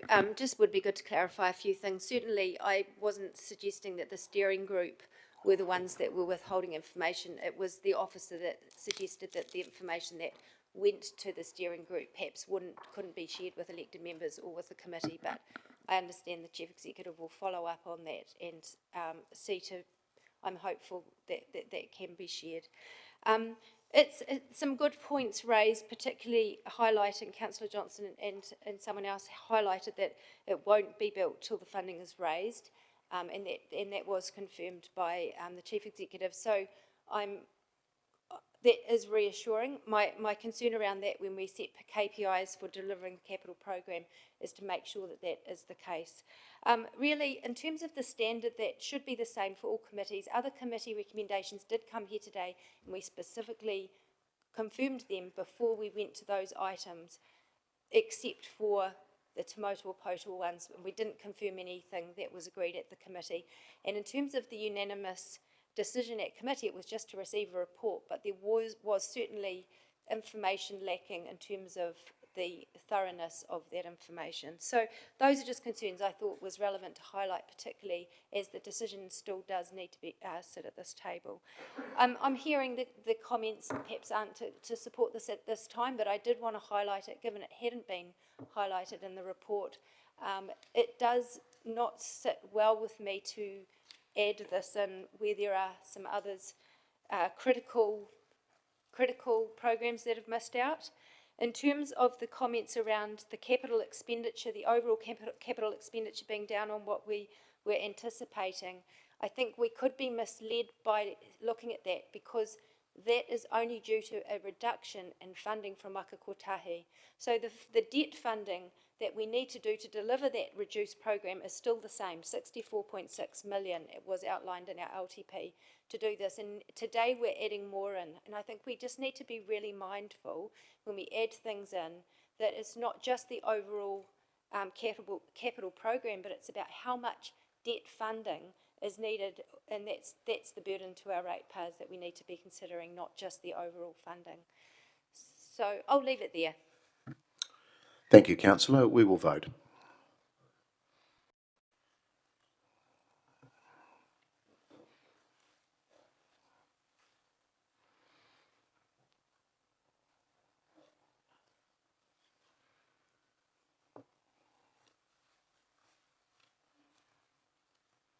That is 6 votes for and 9 against.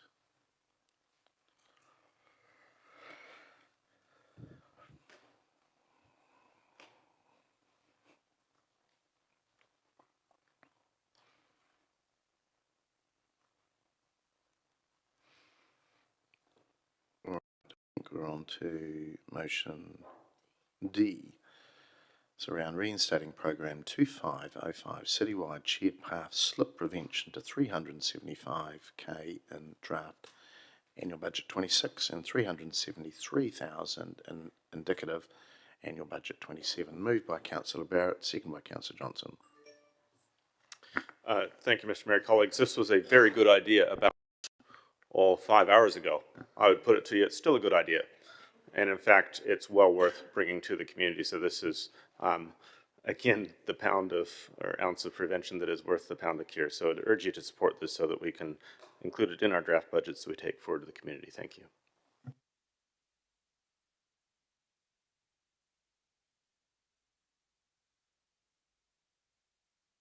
Councillor Wood. Mr. Mayor, may I ask a question of the mover? Apologies for my late arrival, Councillor Barrett. I recall 5 hours ago we put in 150,000. I'm just wondering where the $373,000 figure comes from. Or is that because that was the full budget proposed for NZTA funding? Thanks. These are the amounts indicated in the LTP, inclusive of co-investment. So to be clear, we would be picking up where NZTA has let us down. Great, thank you. Okay, does anybody else want to comment? Councillor Naylor. Sorry, Mr Mayor, it's not a comment, I'm just a bit confused. If this is the program that's on the bottom of page 51, the amount was 306,000? So I'm just wondering where 357 has come from. Which page did you say again? This is program 2505 on the very bottom of page 51. 51, okay. And the annual budget figure is 306,000.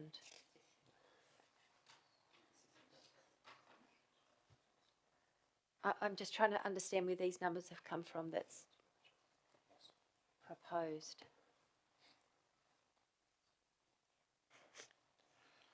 Shared pathway, slip prevention. So my understanding is that to deliver 2505, we need in the next year 306 of capital and 51 of additional operating expense. So because they were kind of listed that way in this capital table, I put both of those numbers together. I think we need to specify capital as different to operational. Do we? Do we need to ask officers if that needs to be separated?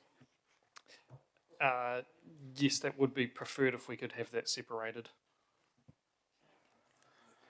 Okay, just give us a moment while we separate that, and then if anybody wants to comment, jump into the queue.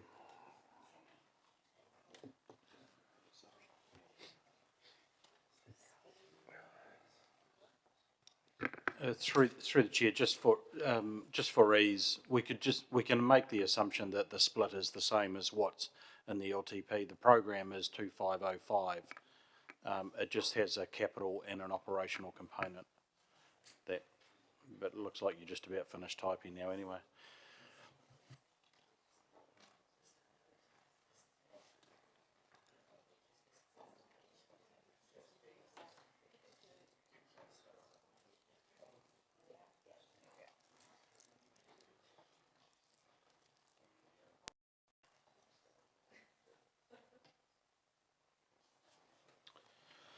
Okay, so we've got the Reinstate Program 2505, Citywide Shared Pathways Slip Prevention of 306 capital, 51 operational and draft, annual budget 26, and 313k capital, 52k operational and indicative, annual budget 27. Okay, Councillor Johnson. Yeah, just to say, this again is the money that we would be spending to prevent us having to spend more money. So, whilst it's never attractive to put budgets in, if we prevent slips, we'll be saving ourselves money in the longer term. So it just seems a sensible thing to me. This is something that we had identified as being important. It hasn't been co-funded by NZTA, but if we're trying to be responsible stewards of city assets and also city finances, we should be putting budgets in that are preventative budgets that prevent us having to spend more money later on. And if you're in any doubt about that, you only have to look at the money that it's costing us to repair Amberley Avenue Bridge. So I just urge you not to be distracted into trying to save money.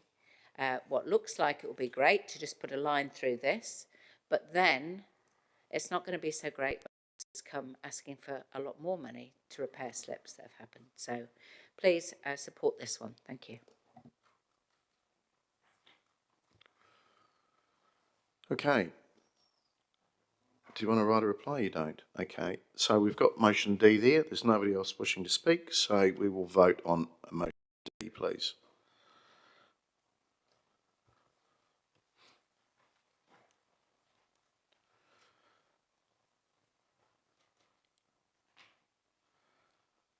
And that has passed 10 votes for, 5 against.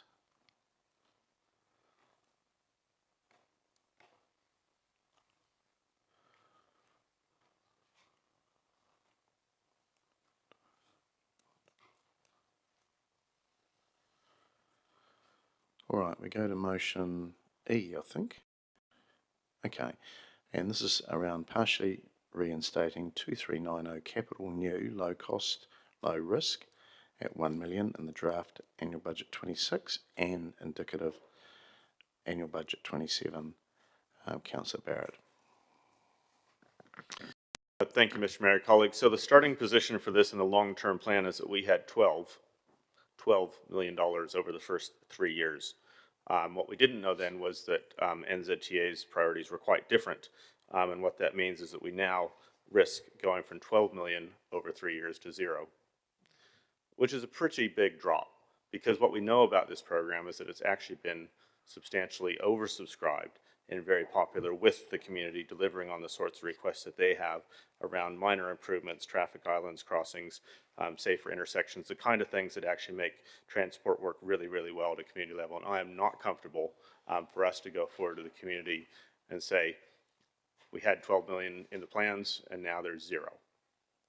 This takes the 0 and simply turns it into a 2. 1 million in year 2, 1 million in year 3. I think it's still astonishing to even think 2 instead of 12. It's a pretty small number, but I would say it is better than nothing for a start, and it's a position to begin starting with a conversation with the community about where they want to see on the relative investment and priority here. So I'd encourage you as a starting position to begin the conversation with the community around what they want to see in terms of minor safety improvements, that we support this through to the draft for consultation. So I'd urge your support. Thank you. Councillor, can I just ask, $12 million, that was the full amount, wasn't it? So that was 6 million us. Yeah, okay. Look, councillors, I think I do need to, although I appreciate what both Councillor Barrett and Councillor Johnson are trying to do, I think we do need to draw a line in the sand somewhere. I'm just thinking, where's this all going to end? We're going to pick up the entire tab for NZTA. I'm more of the opinion that let these projects come to us if they're there. I'm of the view that we do need to draw a line in the sand and say we can't fund absolutely everything. Again, I go to what our rate increase will be next year, and I've probably got it wrong. It's probably got double figures now. That are these absolutely critical? I just ask that question yourself. So if they are, they'll come to us. So I'm of the view that we do have to draw a line in the sand, and there does need to be a stop at some stage. So I won't be supporting this, and I urge you to as well. Councillor Hancock. Yeah, thank you, Mr. Mayor. Yeah, look, I will be supporting this. I think that probably we need to actually have a fulsome conversation with our community in terms of some of the things that they want. This particular program is really about adding in some enhancements around our roading, and in particular around safety for the community. So we need to have some contingency there, and it is actually a minuscule amount compared to what we've had in previous budgets. Thank you. Councillor Sabellin. Oh, thanks, Mr. Mayor. I just had a question to the officers, if I might. This is for this program. These low-cost, low-risk programs include things like raised crossings and traffic calming measures. Is that's the type of project that we're looking at?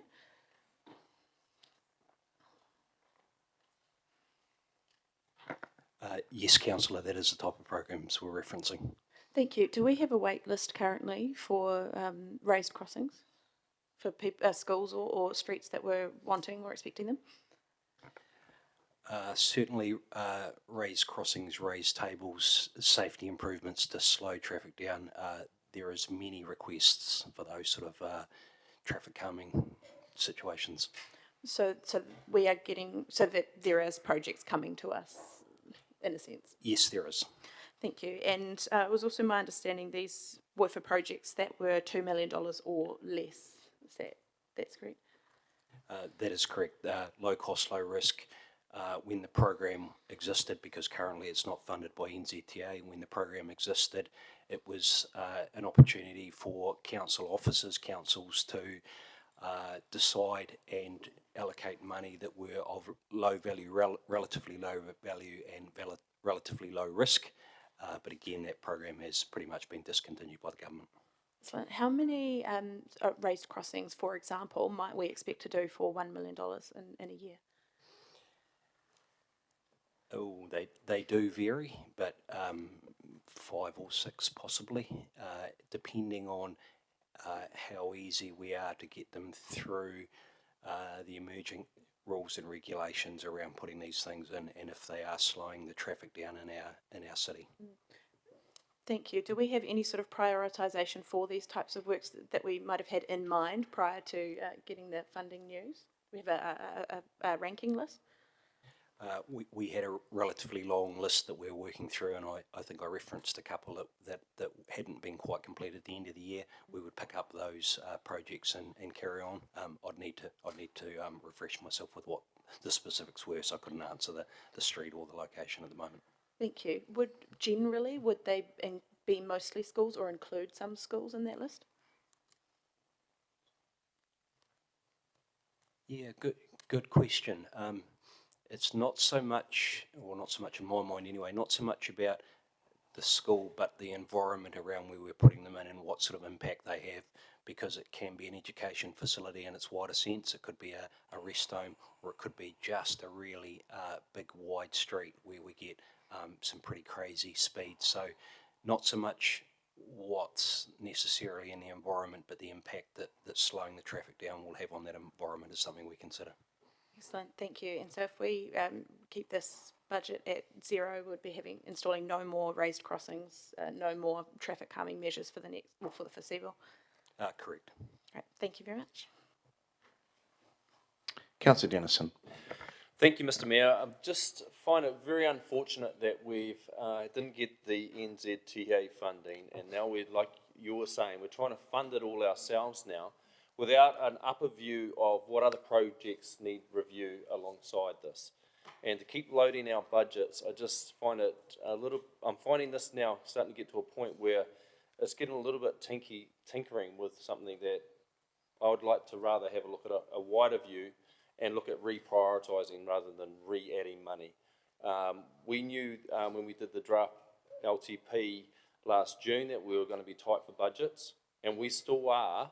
And I don't want to come to the rescue on all of these things. Not to say they're not important, I think they are, but I just don't like the process of us getting to the point of the end of the day where we've loaded hundreds of thousands of dollars into our budget, in fact millions, and not knowing where they're coming from. Not only for this next financial year, we're also putting indications in for the following, which is it's just loading our headroom, it's loading, there's so much uncertainty, and just to speak more generally on the approach from here on in, I'm just finding it hard to support with an open mind, knowing that there's so much financial pressures on our books. So that's my view. I'll oppose this until we get a chance to actually have a wider view, to have a more deeper consideration of the financial impact. Thank you. Councillor Naylor. Thank you, Mr. Mayor. Down very similar lines to Councillor Dennison, I don't think we can ask our community to fund the gaps that have been created through the government's decisions, through Waka Kotahi's decisions. It's simply not fair. They're already struggling. We've got huge debt proposed to be having to fund the program as it is in the coming year, and we just looks like we're just adding and adding. So yes, I'm more interested in perhaps some substitution or some offsetting. If we do think there's something important enough, yes, but let's offset it by reducing in another area. So I can't support this at this stage. I would be open to supporting it if we are able to reduce in other areas. Councillor Wood. If I could ask a question, Mr. Mayor. Yeah. So the previous paper we had in item 10 suggested that officers understand NZTA may seek applications for a low-cost, low-risk fund, and that we could be looking at somewhere around a $250,000 council contribution, $250,000 NZTA contribution. Can we still apply for that if there's no budget in our annual budget reflecting that? Okay, do we forfeit the opportunity if we don't have anything in there? Councillor, should NZTA confirm the fund exists, should they confirm the criteria, we would bring a paper back to council if there was available funding, as we would with any other available funding from NZTA, and we'd update council on the opportunity. Okay. I'll leave it there. Thank you, Mr Mayor. Councillor Johnson. Thanks, Mr Mayor. I'd just like to remind us all, I suppose, because I think people are starting to get confused, and it's understandable because it was quite a confusing aspect to get your head around all of the transport. But in the long-term plan, the budget of 4 million here, to my understanding, was 2 million from NZTA and 2 million of our own funding. Now, if that's the case, per year, if that's the case, us putting 1 million in is actually us putting in half as much as we proposed previously. So far from adding and adding, as Councillor Dennison said, we're actually putting less in. We had already budgeted 2 million for this, assuming that we would get an equivalent amount of funding from NZTA. Since the funding from NZTA hasn't come through, instead of continuing with our 2 million, we've actually said in our budgets, oh, well, we won't put anything in. Well, actually, I don't understand that. If we thought it was a programme worth funding up to 2 million, and we haven't got the co-funding, why would we not continue to put in funding ourselves? So there's that. The second thing is that this programme is under the critical level of service table, which Councillor Naylor indicated earlier that she'd be willing to support. So I find it strange that now we're not willing to support it now an actual notice of motion has come up.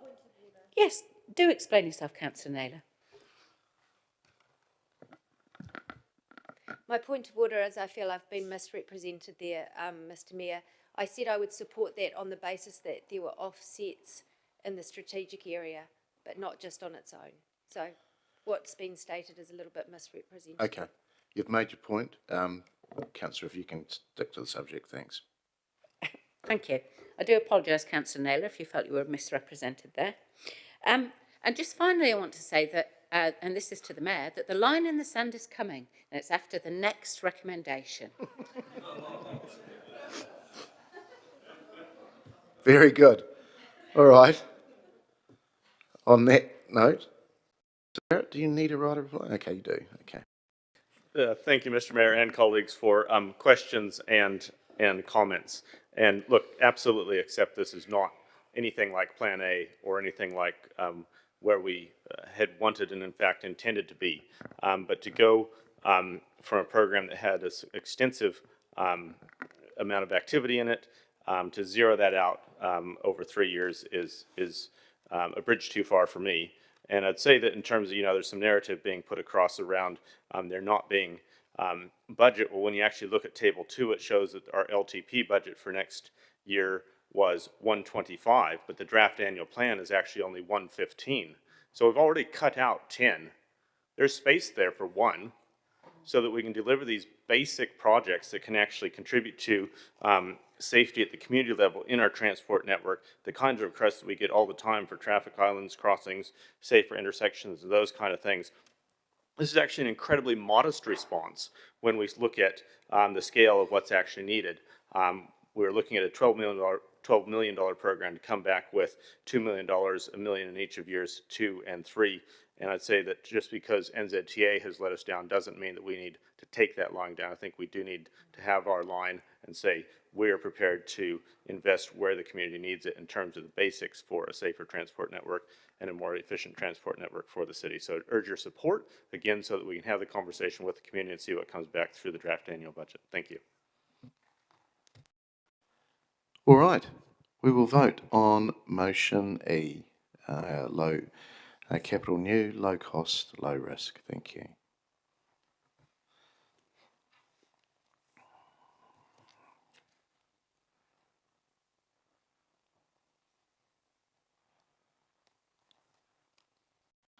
And that has failed. 6 votes for, 9 against.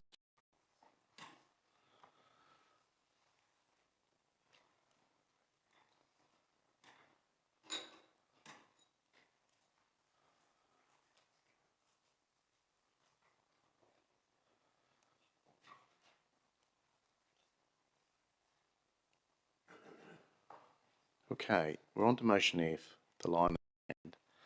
including, this is to include 632,000 for active transport capital renewals in the 25-26 and 26-27 annual budget drafts. Moved by Councillor Johnson, seconded by Councillor Barrett. Over to you, Councillor Johnson. So this is really the same as the motion that we passed this morning to put this into this year's annual budget, but including it over to years 2 and 3. It'll be years 3 and 4, but years 2 and 3 of the NZTA funding round. And that's because the renewal space is the space where we need to be focusing, accepting that capital new, has had to take the hit. But in terms of renewal, as I said earlier, it's a false economy to not do our renewals, to not look after what we've got already. We'll end up having to spend more in the longer term. And I think, as you said yourself earlier, Mr. Mayor, the community expects us to look after what we've got first. And this is what this budget would do. So, given that it was supported before, I have every confidence that you'll be supporting it again now. Thank you.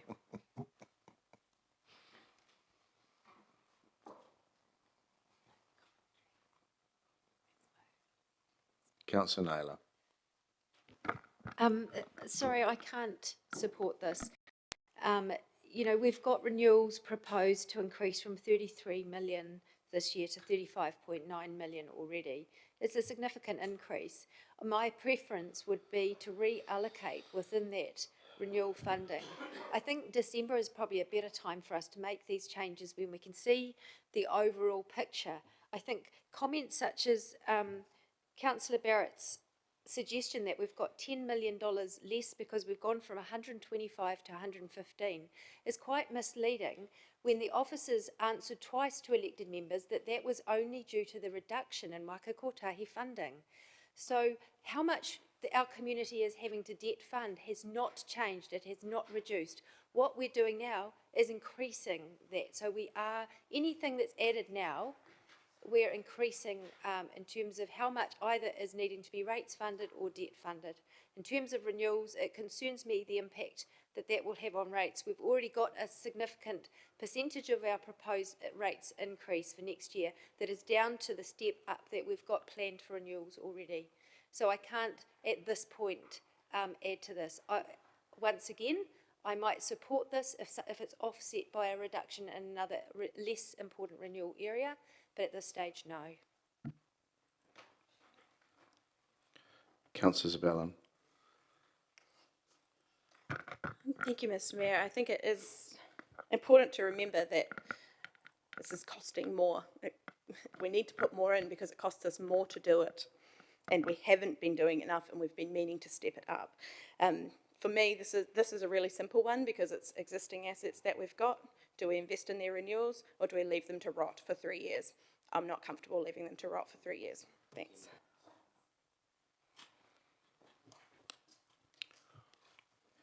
All right, do you need a right of reply? I'll spare you. Very good. Okay, we will vote on motion F. It was around including additional funding for the active transport capital renewals. We will vote, please.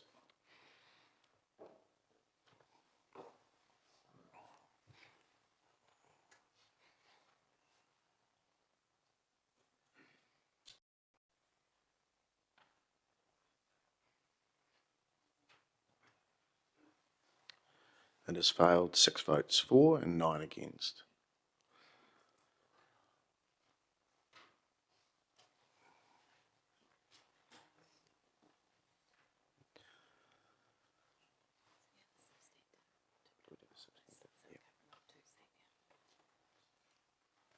Okay, we will now do the substantive, and this is around council drafting of the 25-26 annual budget to be considered at the 11th of December meeting. Recommend the following programs for inclusion. C, transport capital programs as outlined in attachment 3 as amended above. I'm happy to move that. Seconded by the Deputy Mayor.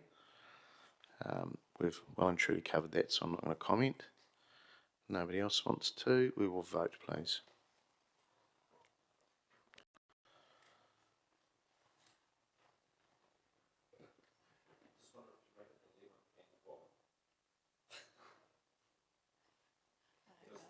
No, no, bad. Councillor, inappropriate bad humour. You'll be banished to the back room. Can you please vote?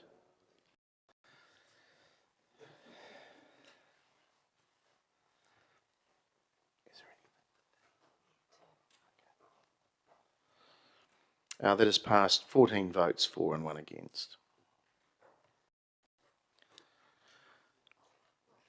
All right, councillors, what I'll do is we might break here. I think everybody needs a cup of coffee or a cup of tea. And we're back in the chamber at 10 to 4. Thank you.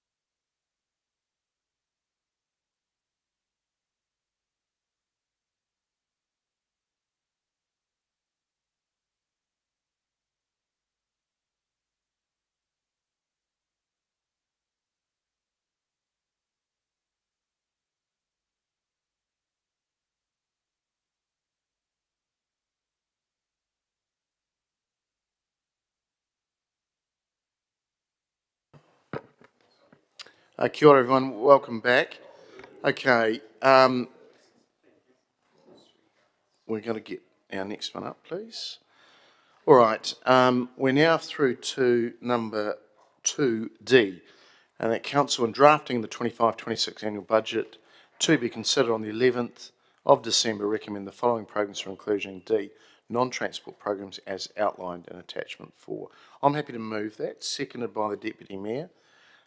Councillors, just making sure that you do, I mean, there still is an opportunity to review all this on December the 11th, so just keep that in the back of your mind with commentary as well. So I'm happy to move that. If there's no further comments, I'll look to vote, please.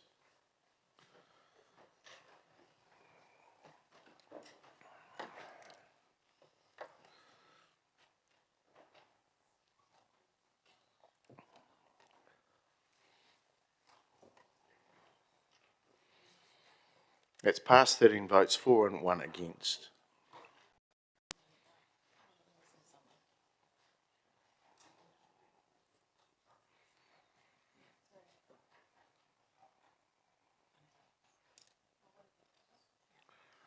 Okay, number 3 is around that council provide direction to officers for consideration as part of the annual budget 25-26 project to support the Centrepoint Theatre rebuild by either in-kind support, officer time to support fundraising, promotion, communications, etc., or resource consent and building consent costs. The application process for this is already underway, or C, grant funding, the quantum to be determined by council as part of the annual budget process, or not providing the support. Councillors, I'm happy to move a combination of all three, and we debate that on December the 11th. I would say that in speaking to Centrepoint Theatre, it doesn't need to be a 25-26. It could be 25-26 and 26-27. I'd split over 2 years. So I'm happy to move that, and I've seconded on the Deputy Mayor. And if we could just change the above, where it says annual budget 25-26 and 26-27 process. Thank you. All right. I'll open it up for comments. Councillor Naylor. Apologies, it's just a quick question. In terms of grant funding, would that have to be an operational grant or could it be a capital? I can't really answer that.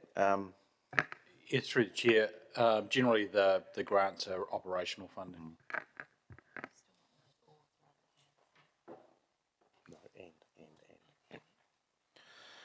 Councillor Wood. I was just going to make a recommendation to the wording, but it sounds like the officer's done it. Could we also remove the word either before the colon?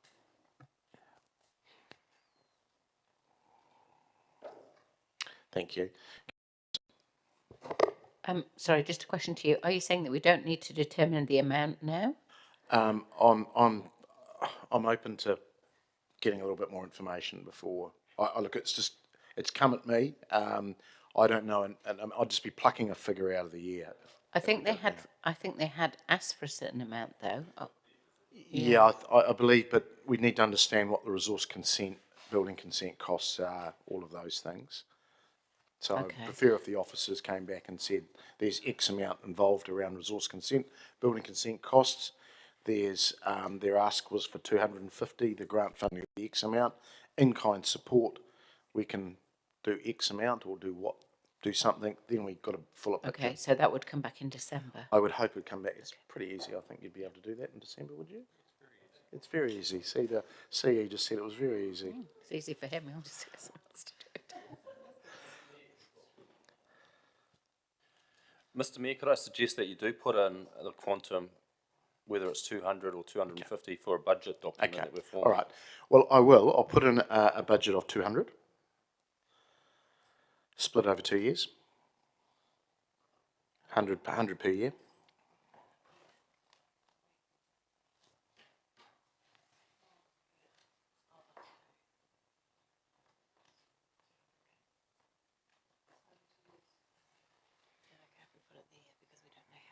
Yeah, okay. All right, then everyone knows where we're going. All right.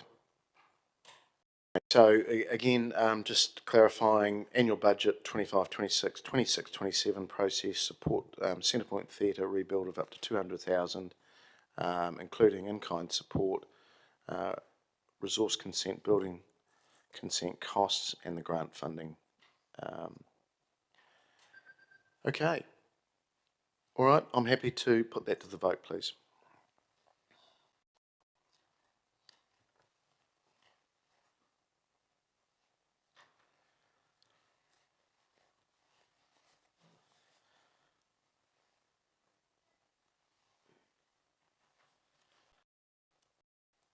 That is passed, 14 votes for, 1 against. All right, and I think we're now to number 4. No, sorry, my apologies. Motion G. In response to the 24 survey, Council included a budget of 50,000 for focus group research in the draft annual budget 25-26, moved by Councillor Barrett. You need to speak to this? Yep, thank you. Just briefly, some of you may not have been at committee, but on the receipt of the last resident survey, there was some discussion there around the limitations of what we get through the current survey system, and as well as some concern around some of the sustained trends that we're seeing where there is greater distrust than there is trust. We're seeing crossovers in satisfaction, dissatisfaction in some areas as well. So would very much like us to be in a position where not only do we run that survey, but that we augment it with some focus group research to help explore some solutions, to test some appetite for different trade-offs, etc. There's some quite good critique by other colleagues around some of the statistical limitations of what happens through that resident survey as well, and some of the demographic limits. So I think this is a way to enrich our understanding of what the community's appetite is for different solutions in an unbiased way that can help inform our decision making. So I'd urge your support to see it included in the draft for consultation. Thank you. Thank you, Councillor. Could I just ask a question of officers? Is 50,000, do we understand what this will cost? Is 50,000 enough, too much? Can I get a... Yeah, through you, Mr. Mayor, I was going to make a comment if the question wasn't asked, but subsequent, I think, to the indicative budget of $50,000 being talked about, we've received a proposal from a provider, and that is to do 3 forums at $8,000 each, so that'd be $24,000. If they were online, the price would drop to $6,000. I think it's probably good that they're face-to-face. So if you were to do 3 forums, it would be a budget of $24,000. Okay, thank you. All right, I'll just reserve my comment. Councillor Ballin. Thank you. Mine's a question as well. And during the long-term plan, we did discuss a civics education item, and then we also put in that failed, but we had a second, which was for the Chief Executive to provide a progress report about the effectiveness of civics education's initiatives, and that's been TBC on the work schedule since the beginning. So I'm just wondering, what's the story there? Is there any potential development there that might overlap with this motion? Yeah, I can tell you I'm doing it just about every week in my role, and have regular groups through the chamber, and we do explain the crest, I explain what happens here, I explain the business of council. So there is actually some, perhaps not formalised, but some work that goes on, and I know governance do some work in that space as well. So I'm not sure if the officers have any more comments. Through the chair, I'll just have to take that on notice, sorry, Councillor, and look to give you a response back certainly before the 11th. Thank you very much. But Council, I do think there is an option of, like when you go to Parliament, you get a, you know, there's a little online thing you can explains what council, what Parliament does, the different rooms, etc., select committees. You get a little brochure. I mean, we could do something in that space as well. Yes, that's, yeah, I totally agree. I just noted that we had a specific action line to get a report, a formal report back from the CE about the effectiveness of what we are doing. Okay, and I think that's been noted, and we'll make sure that comes back to us. Councillor Naylor. Just quick question. Does anyone know what our budget is for the actual resident survey? 30,000, I believe, is that right? Yes, it's approximately 30,000. Yeah. I'm happy to make a quick comment. When this report came to council or committee, I can't remember where it came to, you know, the dissatisfaction that was expressed from our residents included rates increases and funding decisions, and it felt a little bit ironical that we followed up that feedback with adding yet another additional budget. You know, there's just no way I can support this. If this is actually considered important enough, once again, I think, how do we reprioritise what is already a growing budget? We're adding 12 million each year to our budget. Let's look at how we can use that better rather than just simply keeping on adding new additional budgets. So no, I can't support this. Councillor Wood. A question to the mover, if I may. In light of the feedback from our General Manager of Strategic Planning, are you intending to move or update your motion to reflect the $26,000 figure he suggested? I was hoping to listen to the room a bit. You know, I don't know where the number 3 came from, I suppose, would be my short answer to that. I think about, you know, villages, city, new residents, long-term residents, different cultural communities, youth, seniors. Like, there's all sorts of kind of constitutions of focus groups. And so to me, plucking 3 out as the number of focus groups, I'm not yet convinced on. I would much rather this gets across the line than doesn't, so that we can have a conversation with the community. Well, I'm going to bother everyone then and suggest an amendment to $26,000 for focus group, or $24,000, apologies, for focus group research if there was a seconder from the floor. Thank you, Councillor Harborough. I'll speak to that briefly, Mr Mayor.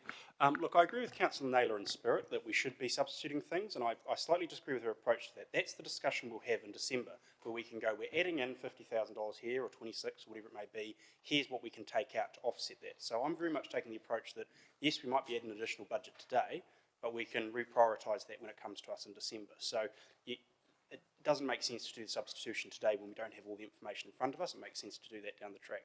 In terms of this recommendation amendment specifically, I'll be brief on it because I know it'll either get across the line or it won't, but I think 3 is a reasonable start. See how it works, see if we get good results from it, see if we get good feedback, and if we find it's really worthwhile, then we can branch out to 4 or 5 or 6 or 10 focus groups if we feel like it. But 3 seems like a good number for us to start with, and then we can go from there. So I hope you support it. It's 24, did you say 24 or 26? Yeah, the proposal we've had is to do 3 at $8,000, which is $24,000. All right. Thank you. Deputy Mayor. Oh, kia ora, Mr. Mayor, just a query. So did the group or organisation that offered to do it for 3 sessions for $8K each time, did they just pick up our minutes or something and saw it as an opportunity, or did we tender it out? In the time frame since we've had that workshop and the resident survey was prepared, there was an indication of a desire to do something other than increase the survey rates. We've gone to a provider and requested a proposal. There's been obviously no commitment to that. We haven't been able to do a full RFP during that time frame. So, you know, if the budget was confirmed, it doesn't commit us to using that provider, but it in the sense of getting a proposal, it's helped us get an indication of the likely costs to help inform the budget process. Thank you, David. I appreciate that. And I suppose I was just thinking if we really, I wondered if there was an appetite for maybe each of the councillors to pick up a focus group and run it at some stage using the Missoula room or something where we could bring our group in, and as long as we had calibrated the questions and knew what we were going for, and then had someone put their eye over it, you know, we could actually have a few hundred people that all of us could do. Is that a question or? Oh yes, I was wondering, could there be an option? Yeah, I just through you, Mr. Mayor. I mean, there's been a little bit little bit of chat about the proposal and this budget this morning. And look, one of the things I think the council should think about is the conversation the council had in the workshop or the briefing on the resident survey, and then the conversation in the chamber was very much about the independence and statistical robustness of the resident survey. So I think when we're examining things like trust in council and the performance of elected members and staff, the idea that the research is independent and statistically robust is part of the value of the resident survey and enhancing it through the forums. So that's the nature of the advice or conversation that officers have taken and then gone away to get a proposal. Councillor Harper. Thank you, Mr Mayor. In order to help get this over the line, I'm happy to support the 24,000 because I think having 3 focus groups is better than having none at all if it doesn't get across the line. So that's why I'm happy to second the motion, the amendment that Councillor Wood has put up. I think being run by professionals is probably the way to go. I understand the spirit that the Deputy Mayor was saying, but I think that being run independently by professionals is probably the way that it should be. I don't think Councillor Meehan would like to run a workshop, but I think that being run by professionals, he already muttered to me that he didn't want to, so I think being run by professionals is probably the way that we need to do it, and that's why I'd support the 24,000 rather than the 50. So thank you.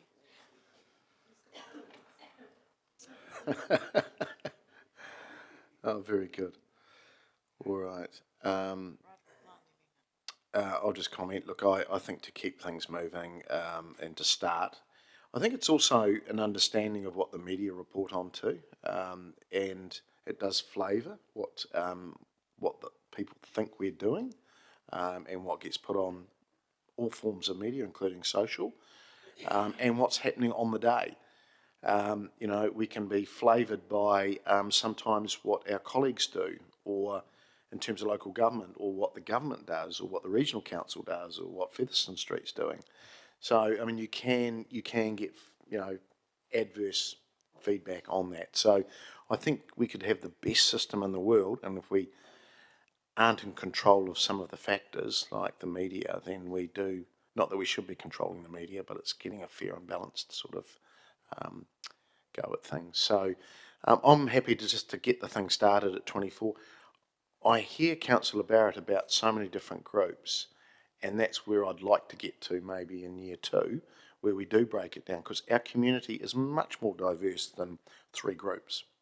It's 10, 12 groups, and to have longer term residents, youth, multicultural environment, sport, culture, whatever it may be. So iwi, so we get a fair and reasonable sort of go at what's been happening, because I just feel at times we're not getting the full impact of what is actually happening out there with this survey.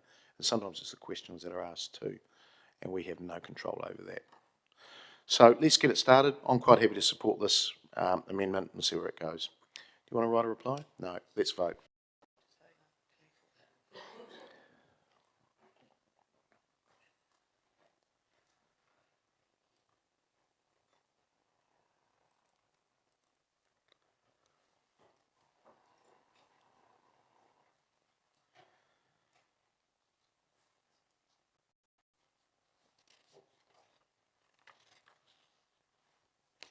That's passed, 14 votes for, 1 against. Okay, we'll move through to number 4, which is our last one. Oh, sorry, there's substantive.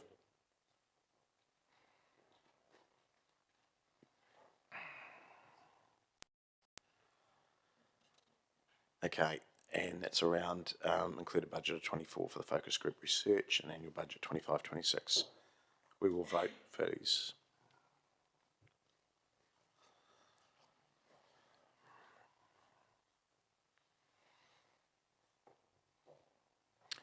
$14 for, 1 against. Okay, we go to number 4 now. And that's a council note directions given today be brought back to the council consideration on the 11th of December 2024. I'll move that, seconded by the Deputy Mayor. No further discussion, we'll vote.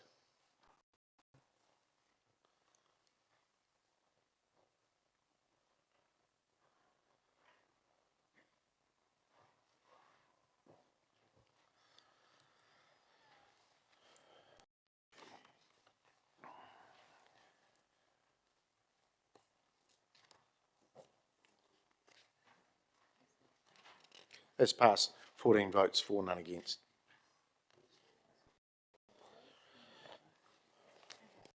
Okay. Yeah, I don't know who, somebody didn't vote. Somebody was asleep, that's fine. It doesn't change the result, people. So we're moving on at pace, number 12. This is around Māori ward referendum implications. And this is a paper on page 83 from Chief Executive and our legal counsel. Do you want me to go up there? Or No, you can speak from there.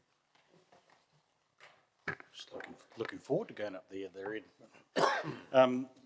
Through you, Mr. Mayor, this is a paper requested to be brought back. There's a couple of items in here. There's obviously some paperwork in part 2 as well, just some legal advice that was sought through Tai Tuara. So that has been circulated around various different councils across the country. There are a few things in here probably just to point out, and what we've done is tried to summarise the legal advice actually in the open part of the paperwork as well. As you'll read through here, we've put it into 2 parts. One is around the conducting of the poll, and then the second part was about communications on the poll, which I think was a feature that elected members asked us for some specific commentary about what it is that you could or may wish to look to do. It's probably fair to say in this particular report, just sort of highlighting the risks to council if you instruct through me to undertake some particular activities about what the consequences might be around that. I think that they've been outlined pretty well in the report, which there are some potential risks, in particular invalidating the result of a poll if we were to have a campaign or something along those lines that actually was having a particular preference. As you understand, this particular processes need to be pretty neutral, and I've got a role, as well as some of my staff have roles in the election process to make sure that we comply with the law, are seen as operating neutrally and fairly, and having a fair process in place in particular. Look, I'm happy to probably just leave the commentary there, take any particular questions that elected members might have in relation to the report. If there are particular things about the advice that's been provided in part 2, then we'd obviously need to step into part 2 to actually deal with that. Happy to take any questions, Mr. Mayor. Councillor Naylor. Thank you. In terms of the second recommendation to have an unbudgeted amount to facilitate printing, preparation and dissemination of educational material, looking at 9.4 on page 87, I'm just trying to understand if the communication plan is to reach voters with information on how they can vote, is that not already a part, and if this is happening at the same time as the other council election, is that not already information that's included as a part of that election process? Yeah, we do have a budget that's been set aside for the budget process, so it's $30,000, $10,000 in this financial year, 20 in the next. However, the undertaking a poll as such was not part of the budget process when we first developed this. So all we're suggesting here is that there might be an additional up to $20,000 that we might need in the financial year to facilitate the preparation in any particular material around this. But look, we would be working hard to try and work within the budgets that we already have available, but we're thinking that there's probably an additional cost given that there's some extra work that we now need to do. So I'm just trying to understand what that extra work is, given if it's about telling people how to vote and where to vote, etc. Isn't that exactly the same as how they would vote and where they would vote for the council elections? Yeah, perhaps I might, Liv standing up in the back there, I might just get her just to explain some of the parts that we'd be looking to do. Good afternoon. Yeah, as Wade said, we weren't aware of this when we originally had our original budget in. Primarily, a big chunk of the budget is around the translation that we need to do regarding the Māori ward element. So that is an additional part of that. And I guess part of what we are looking at is because of this being a topic where there is likely to be some misinformation or some different views, we do need to provide probably some more thorough information in terms of what we're handing out to the community, so just some more detailed information. We also do, within that budget, have a small contingency there in case some of the information that we might have out in the community gets tagged or has offensive content written on it, so that we can whip it down and replace it. And part of that as well is while we social media would be a component, but we'll also be looking at using some different methods as well that I guess gives people an opportunity to learn more and not have that information, I guess, be shared in different ways. You know, it gives them a safe place to get that information in different ways out in the community. Okay. Thank you. I guess that does raise another concern that I have around addressing the risk of breaching Section 4 of the Local Electoral Act, and obviously what's outlined in this paper, our need to be neutral. If we're trying to address misinformation, how much of a risk does that create in terms of it looking like we're taking a position one way or another on the subject matter?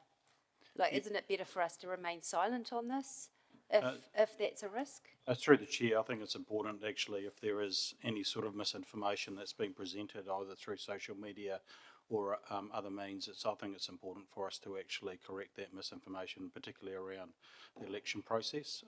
And so our lane is pretty, it's not a narrow lane, but it's a lane in which we're just making sure that people are provided the correct information, how to vote, where to vote, and there will be a campaign that we will run as an organisation, and actually it'll be jointly done across the region. We think that we've done that in the past as well, and that's assisting provide around material with neighbouring councils, and we'll get a bit of funding back as a result of that as well. Through that mechanism, but I think that it's important to make sure that if there is misinformation being presented, that we do actually take the opportunity to correct that, but within a lane. Okay, thank you. Councillor Johnson. Yeah, I guess along the similar lines, I'm not sure why we would want to produce communications or agree to an unbudgeted amount to facilitate dissemination of education materials if we're required to be neutral, because what's the point of that? Perhaps I'll ask Liv to answer that. I guess it's, I may have used the wrong language. It's literally just giving the information out in hard copy. It's not having a say or not leaning one way. It's saying this is what you're being asked to have your say on. I guess just because it is different, our community is somewhat used to the traditional voting, and this is a new element that's coming in on it. I guess the other thing I just mentioned is when I referred to social, I guess what I'm saying is that we would look at potentially using more radio or newspaper advertising to complement that. So that's what some of that budget would be for. Isn't that the government's role, since they're the ones that want the referendum? No, through the chair, the costs associated with running elections lie with the councils. Oh, I understand that. But this is on top of running the election, isn't it? This is an education budget. We would still have the costs of running the election, wouldn't we? This is on top of that? Yes, through the chair, I think as Liv's perhaps outlined, is that maybe it's the three words on the end of educational materials is what we're getting hung up on currently at the moment. We're contemplating that we may require an extra budget in order to run the election process over and above the 30,000 that we've already set to do the things that we would normally do. Now, the alternative is that you don't approve that recommendation 3 at the moment, and then I bring something back to you closer to the time about what our budgets are actually looking like, and you consider it at a future point in time. Well, I'd just like to understand, if I can, what our obligation is legally. We have an obligation to run the referendum. Are we obliged to produce communications that encourage voter participation in the referendum, or that explain our decisions, or anything else? Yes, it is a specific part of my role under legislation to do that. Okay, I have comments. I'll save them till then. Councillor Arnott. Thank you, Mr Mayor. What was the cost of the 2022 election on the firm, please? I'd have to take that on notice unless somebody's got that at hand. Through you, Mr Mayor. Councillor Anna, are you asking about the election or the election, yes. advertising piece? Because this specific recommendation is around the promotion of information. Promotion. Yeah, exactly $30,000, almost to the cent, Right. which is what is in the current budget for the election. Okay, thank you.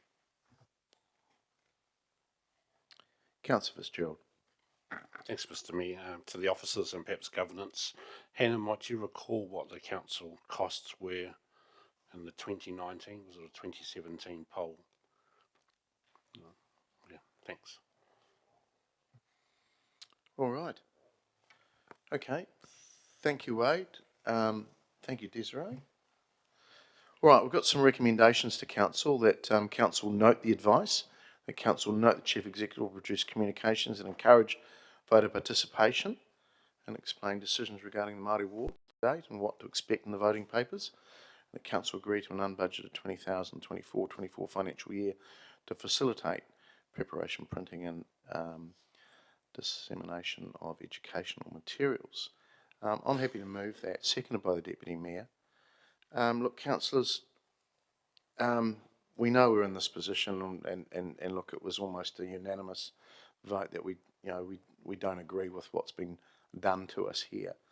But legally, we've got to go through a process, and we've tested that, and we've got advice on that.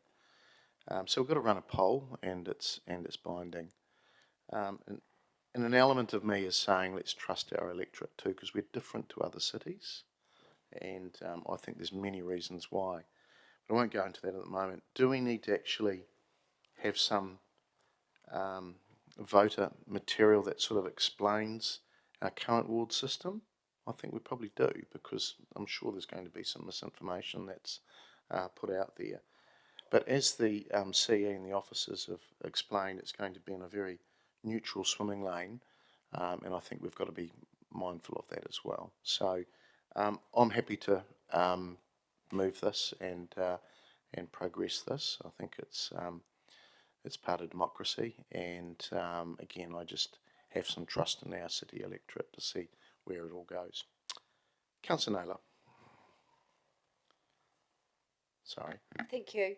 I acknowledge the legal advice and the advice that's been provided in this, so happy to support well, not happy to support, but I will support the first two recommendations. In terms of the third recommendation, and please, colleagues, this is not about the money for once. I'm really opposed to us getting involved in providing any information around this. Unfortunately, we have to do a poll, but I'm really concerned. There will be a lot of noise. This will dominate next year's election, unfortunately.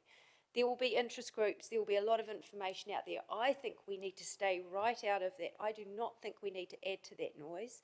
I think that we need to simply provide the information through the current budget that's there just to tell people how to vote. I think we actually run the risk, if we try and correct misinformation, we really do run the risk of appearing that we're taking a view or a position in terms of neutral. Even the $30,000 budget that was included last year included lines like want change, then vote. You know, that wasn't neutral at all. I think there's a lot of potential for whatever lines comms people come up with to actually not be seen as neutral. I think we're better to stay silent, just provide the information about how to vote and leave it at that. I think the advice clearly outlines the risks in terms of Section 4 of the Local Electoral Act. I think we provide the bare minimum. People are going to take their view, they're going to vote if they want to vote, or they're not going to vote. I really think what we say or do actually has very little effect. So that's my position, so I'll be not supporting recommendation 3. Councillor Johnson. I 100% agree with Councillor Naylor. Yes, enjoy this moment. Yeah, mark it down.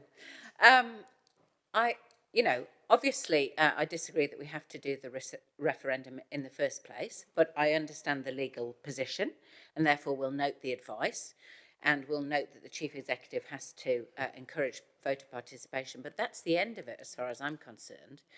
I want to wash my hands of this dirty referendum process, to be quite honest. I don't really want to have a bar of it.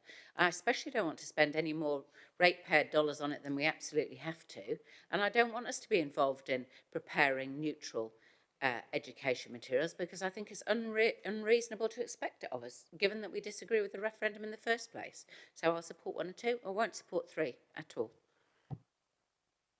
Councillor Fitzgerald. Thanks, Mr. Mayor, colleagues. So we all understand that the Chief Executive and Councils has a responsibility to encourage participation for Māori in particular. By choosing not to agree to all of these recommendations 1, 2 and 3, are you actually saying that whilst you might like the idea and the dream of Māori participation in council, but you don't want to support it with material? Because that would, to me, sound like that this westernised democracy of government and local politics is a one-size-fits-all for all communities. And I cannot accept that in any way, shape or form. The comments to date in terms of Māori wards, and I hate it that we're in this position too. I'd like to think that we're all in the same position. We didn't put ourselves in this position. We're having to respond the way that we've been asked to respond because of our government, the coalition government to be exact. So if this wasn't an issue at all, would we be saying that we'll support 1 and 2 but not 3? Taking a position, and I've said this to a number of my colleagues to date, that we have already voted unanimously in this chamber to support Māori wards. But today, we're not saying that anymore. We'll support 1 and 2, but not 3. I agree with Councillor Johnson. She wants to wash her hands of all of this nasty stuff. I do too. I think we all do.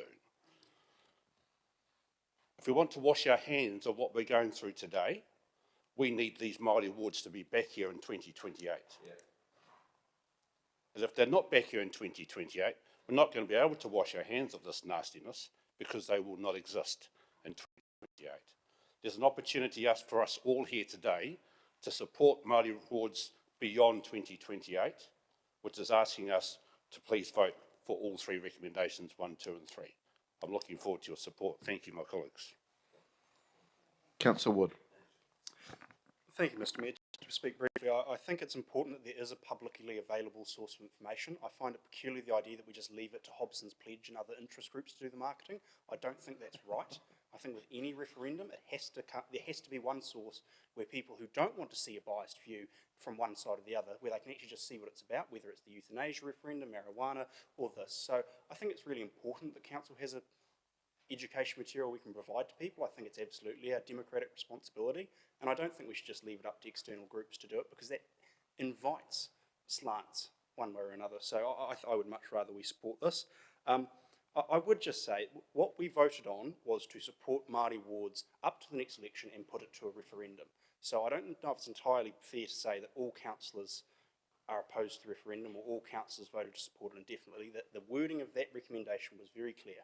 We support it up until this election, which by nature puts it to a referendum. So that's, I think, important we are clear on that. But I'm happy to support all three recommendations because I'm very happy for us to have a genuine source of information our community can go to that is neutral. And I'm surprised that there's other councillors who don't want that to happen.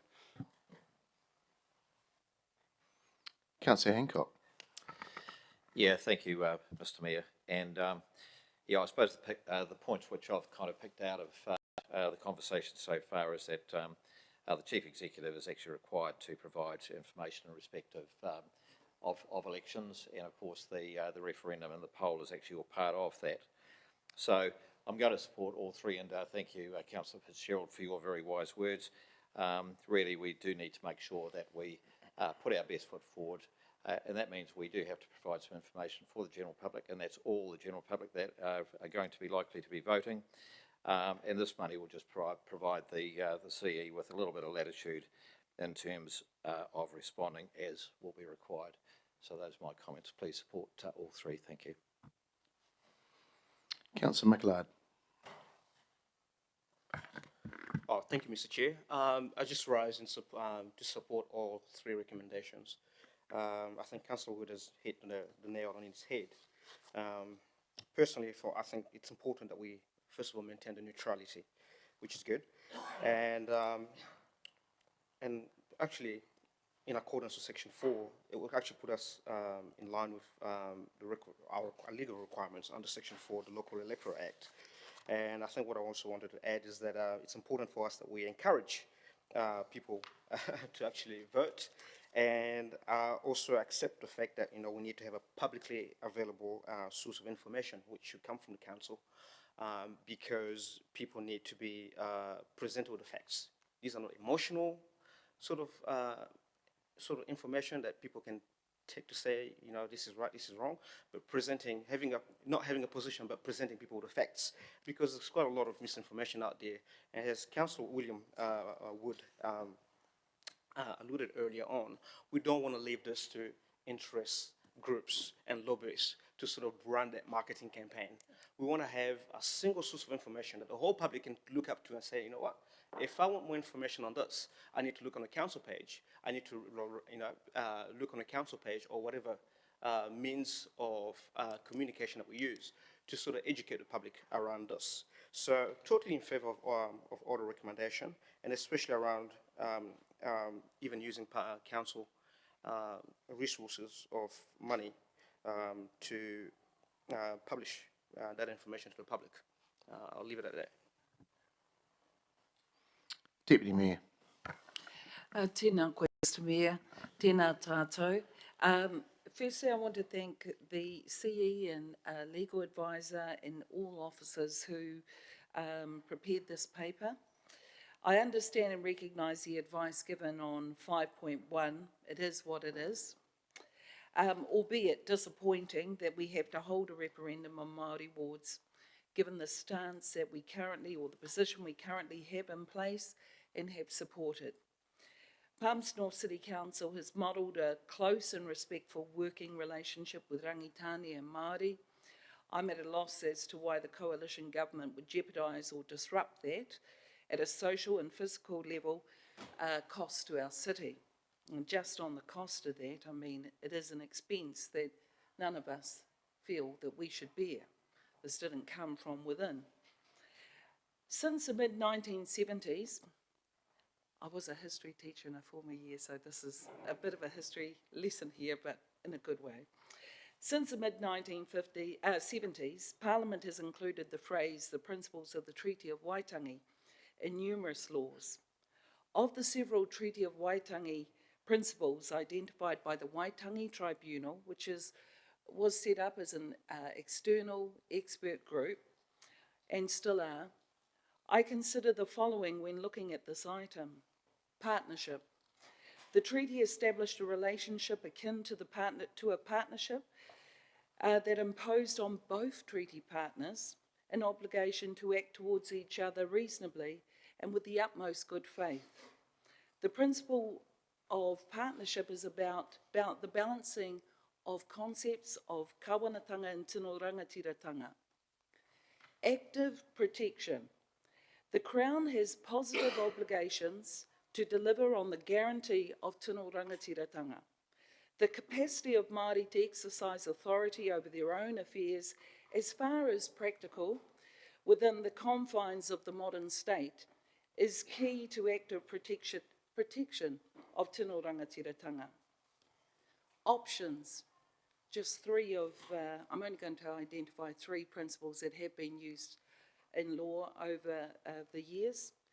Options requires that the Crown must adequately protect the availability and visibility of kaupapa Māori solutions in the social sector, as well as so-called mainstream services, in such a way that Māori are not disadvantaged by their choice. And I suppose that also refers to access to informational material that would help them be able to articulate to others and themselves, because Māori do have to justify many times how about this whole system, you know, and I'm not talking about providing a certain bent or perspective, but that is something important. On another level, 9.4 officers also develop a communication plan to reach voters. Given that voter participation in our city and in local government elections nationwide has been trending downwards for some time, isn't the business as usual communication strategy underwhelming and likely to get the same result, that is, a lower voter turnout? Māori don't necessarily trust the government nor local government. Their experiences haven't been that good. So having educative or educational resources and materials available to them would be beneficial in terms of giving that confidence back to them or empowering them to know about what's available. I wonder if our strategy plan could include something different to boost voter turnout and engagement. Now, we talked about our the survey that had come back, and there were many flaws or things that we saw in there, and I think, Mr. Mayor, you had mentioned something, sometimes it's when the media say something or take a particular spin on something or an angle. Māori do have different ways of communicating with each other. This is a foreign forum, believe it or not, for us, for Oli and I. But there are other things like hui, markets. I went to the Pacifica market, and so did Councillor Zabellin, and so did Councillor Barrett the other week, and you had a huge number of that community there. The Pacifica community are also our whānau. That's how we operate. So community surveys to gauge the comfort level of Māori residents or Māori voters when it comes to in-person or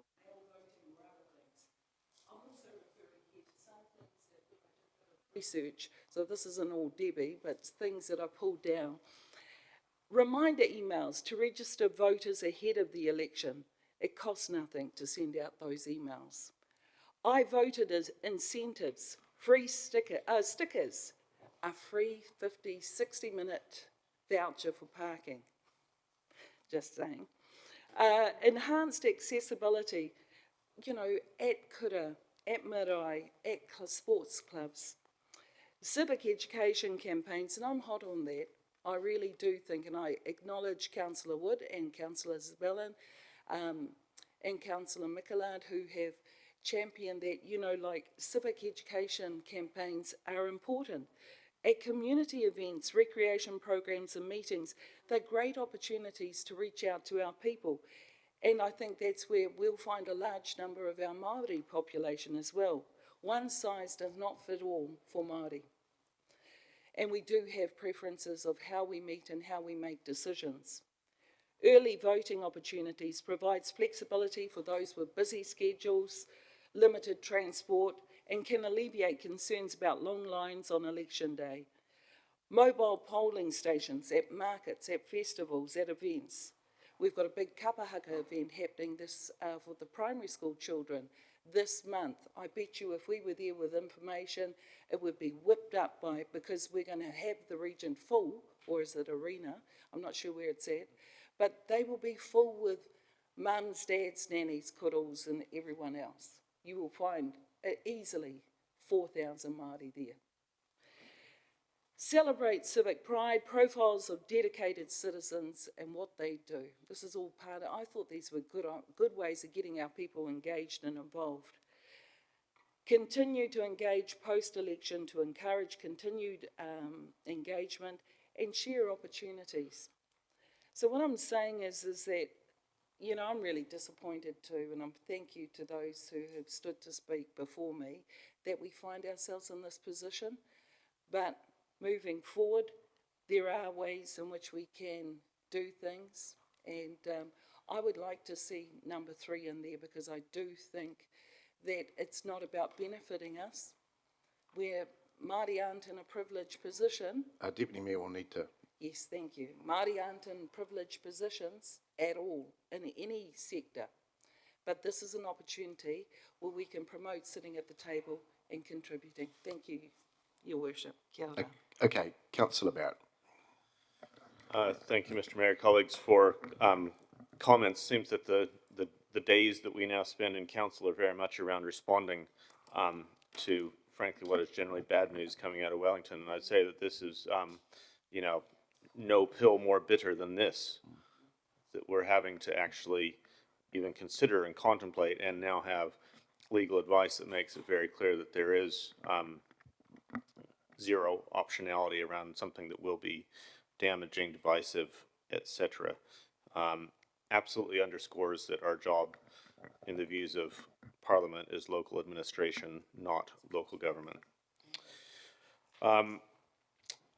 So given that we're forced to be what I would say is complicit in a damaging referendum, I would hate for us to go in there silent. I think it would be an unfortunate scenario, and one that would be really increasingly untenable the closer we got to the actual referendum, to have no budget and no resource to provide information into the community. I think Deputy Mayor's just done a fantastic job of outlining the range of ways that some of that educated material could be creatively used and distributed in parts of the community. No doubt there's ideas for other parts of the community as well. So I'd much rather have some resource there and let our professionals work to ensure that there is some information coming through from council to balance out what will no doubt be a blizzard of information from others. Thank you. Councillor Naylor, you've already spoken. You've got a question, have you? You've already spoken. Sorry. No. No, we're in yeah, option A. The option C stopped after our annual budget. Yeah. Yeah. So look, we'll vote on 1 and 2 first. So I can please ask you to vote.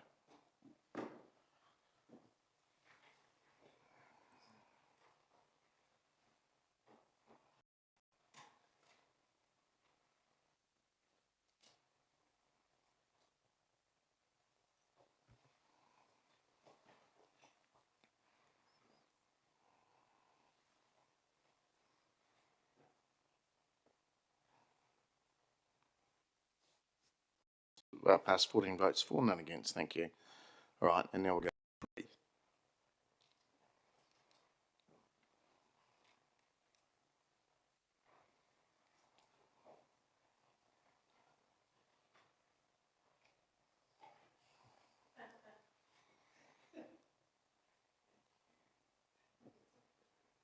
And it has passed 12 votes for and 1 against. Oh, okay, we're voting again.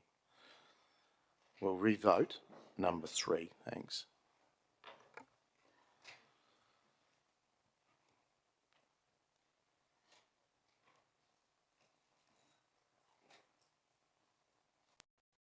And that's 12 votes for and 2 against. All right, we're through to number 13, and I want to take number 13, number 14 together, unless there's some questions. They're pretty administrative in the sense that it's around exemption of the Manawatu Wanganui Regional Disaster Relief Fund and the Palmerston City Performing Arts Trust from being CCO organisations. It's something we need to, they're already there, we need to go through that to legally tick that off. The second one is around the annual report and annual accounts for the Palmerston Performing Arts Trust for 23-24. Councillor Dennison. Yeah, Mr. Mayor, I just wanted to reference that I was the city's representative on the Regional Disaster Relief Fund, but I don't see it compromising my position in this vote. And I should do the same. I'm your appointee on that Arts Trust. But again, there's no personal gain. There's no, I don't believe there's a conflict of interest. Yeah. Okay, so we've got a recommendation. If we can see both of, so there's two recommendations that council exempt the Regional Disaster Relief Fund from being a council-controlled organisation for 3 years to the 31st of August 2027. Council exempt the Palmerston Performing Arts Trust from being a council-controlled organisation for 3 years from 30 June 25 to 30 June 28 under the Local Government Act 2022. And then recommendation to council that council received the Palmerston North Performing Arts Trust Annual Report financial statements for the year ended 30 June 24, attachments 1 to 3. Can I have a mover of that? Thank you, Councillor Barrett, seconded by the Deputy Mayor. Okay, if there's been no comment, we will vote, please.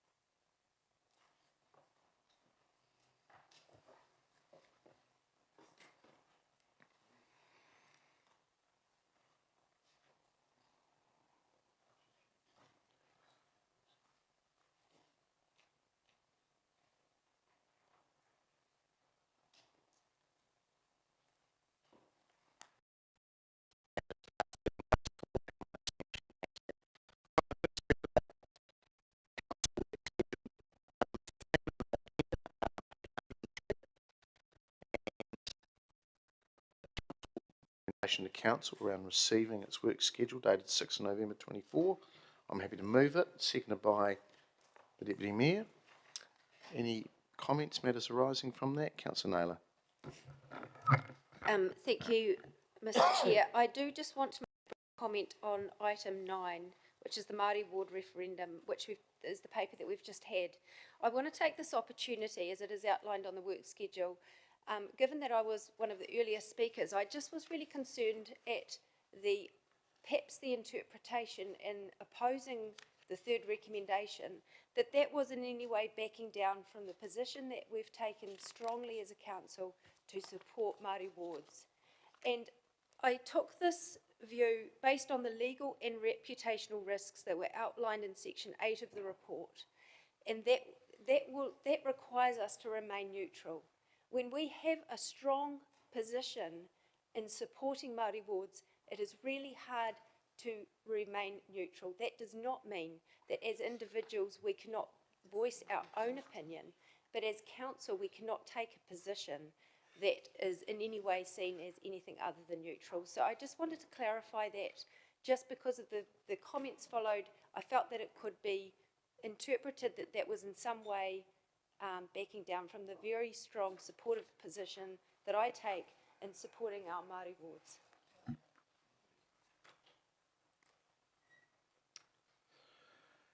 Councillor Johnson. Just a question. I had understood from the earlier item that the annual budget was coming back to us in February, but I see on the work schedule it's not due to come back until March, so is there something that needs to be changed there? Sorry, that must be an administrative error. We're definitely expecting it to come 11th of December, and then probably the 12th of February, if not the 5th of February, and then March will be when you agree it for consultation. Okay, so do they need to be added on then? Okay, thank you. We'll get those corrected, councillor. Thank you. All right, I won't add to the Māori ward debate, but just to say we're not taking a position. I understood we were playing in a very neutral swim lane. Anyway, I'll leave it at that. Can we vote, please?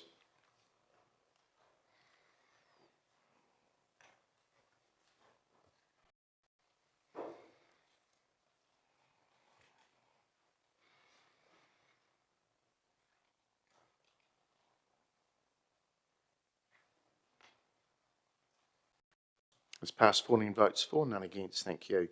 If I could ask the Chair of Community Committee, are you okay passing the minutes in part 1 for part 2?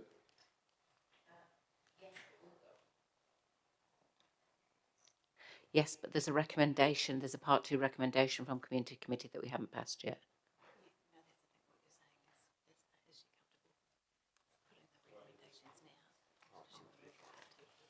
Do you want to do it now, or do you want to move into part 2?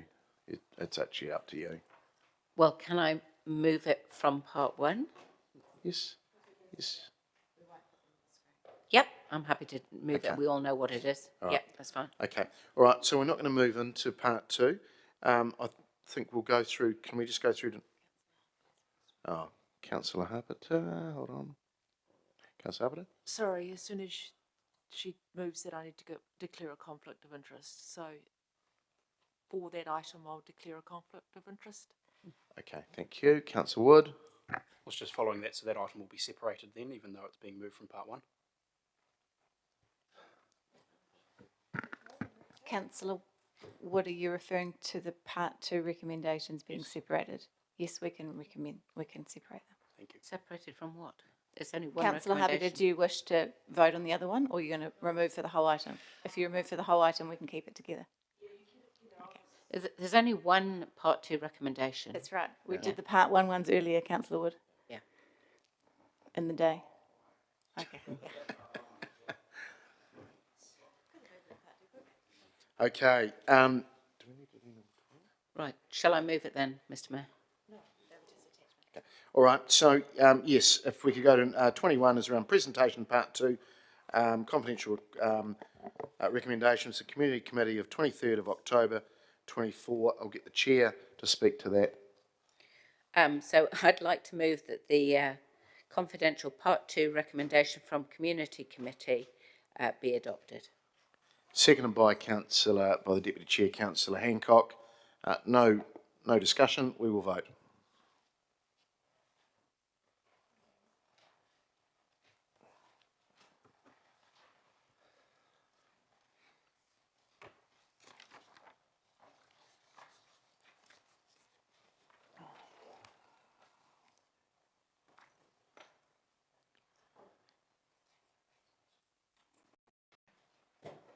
That's passed 12 votes for and 1 against. Thank you.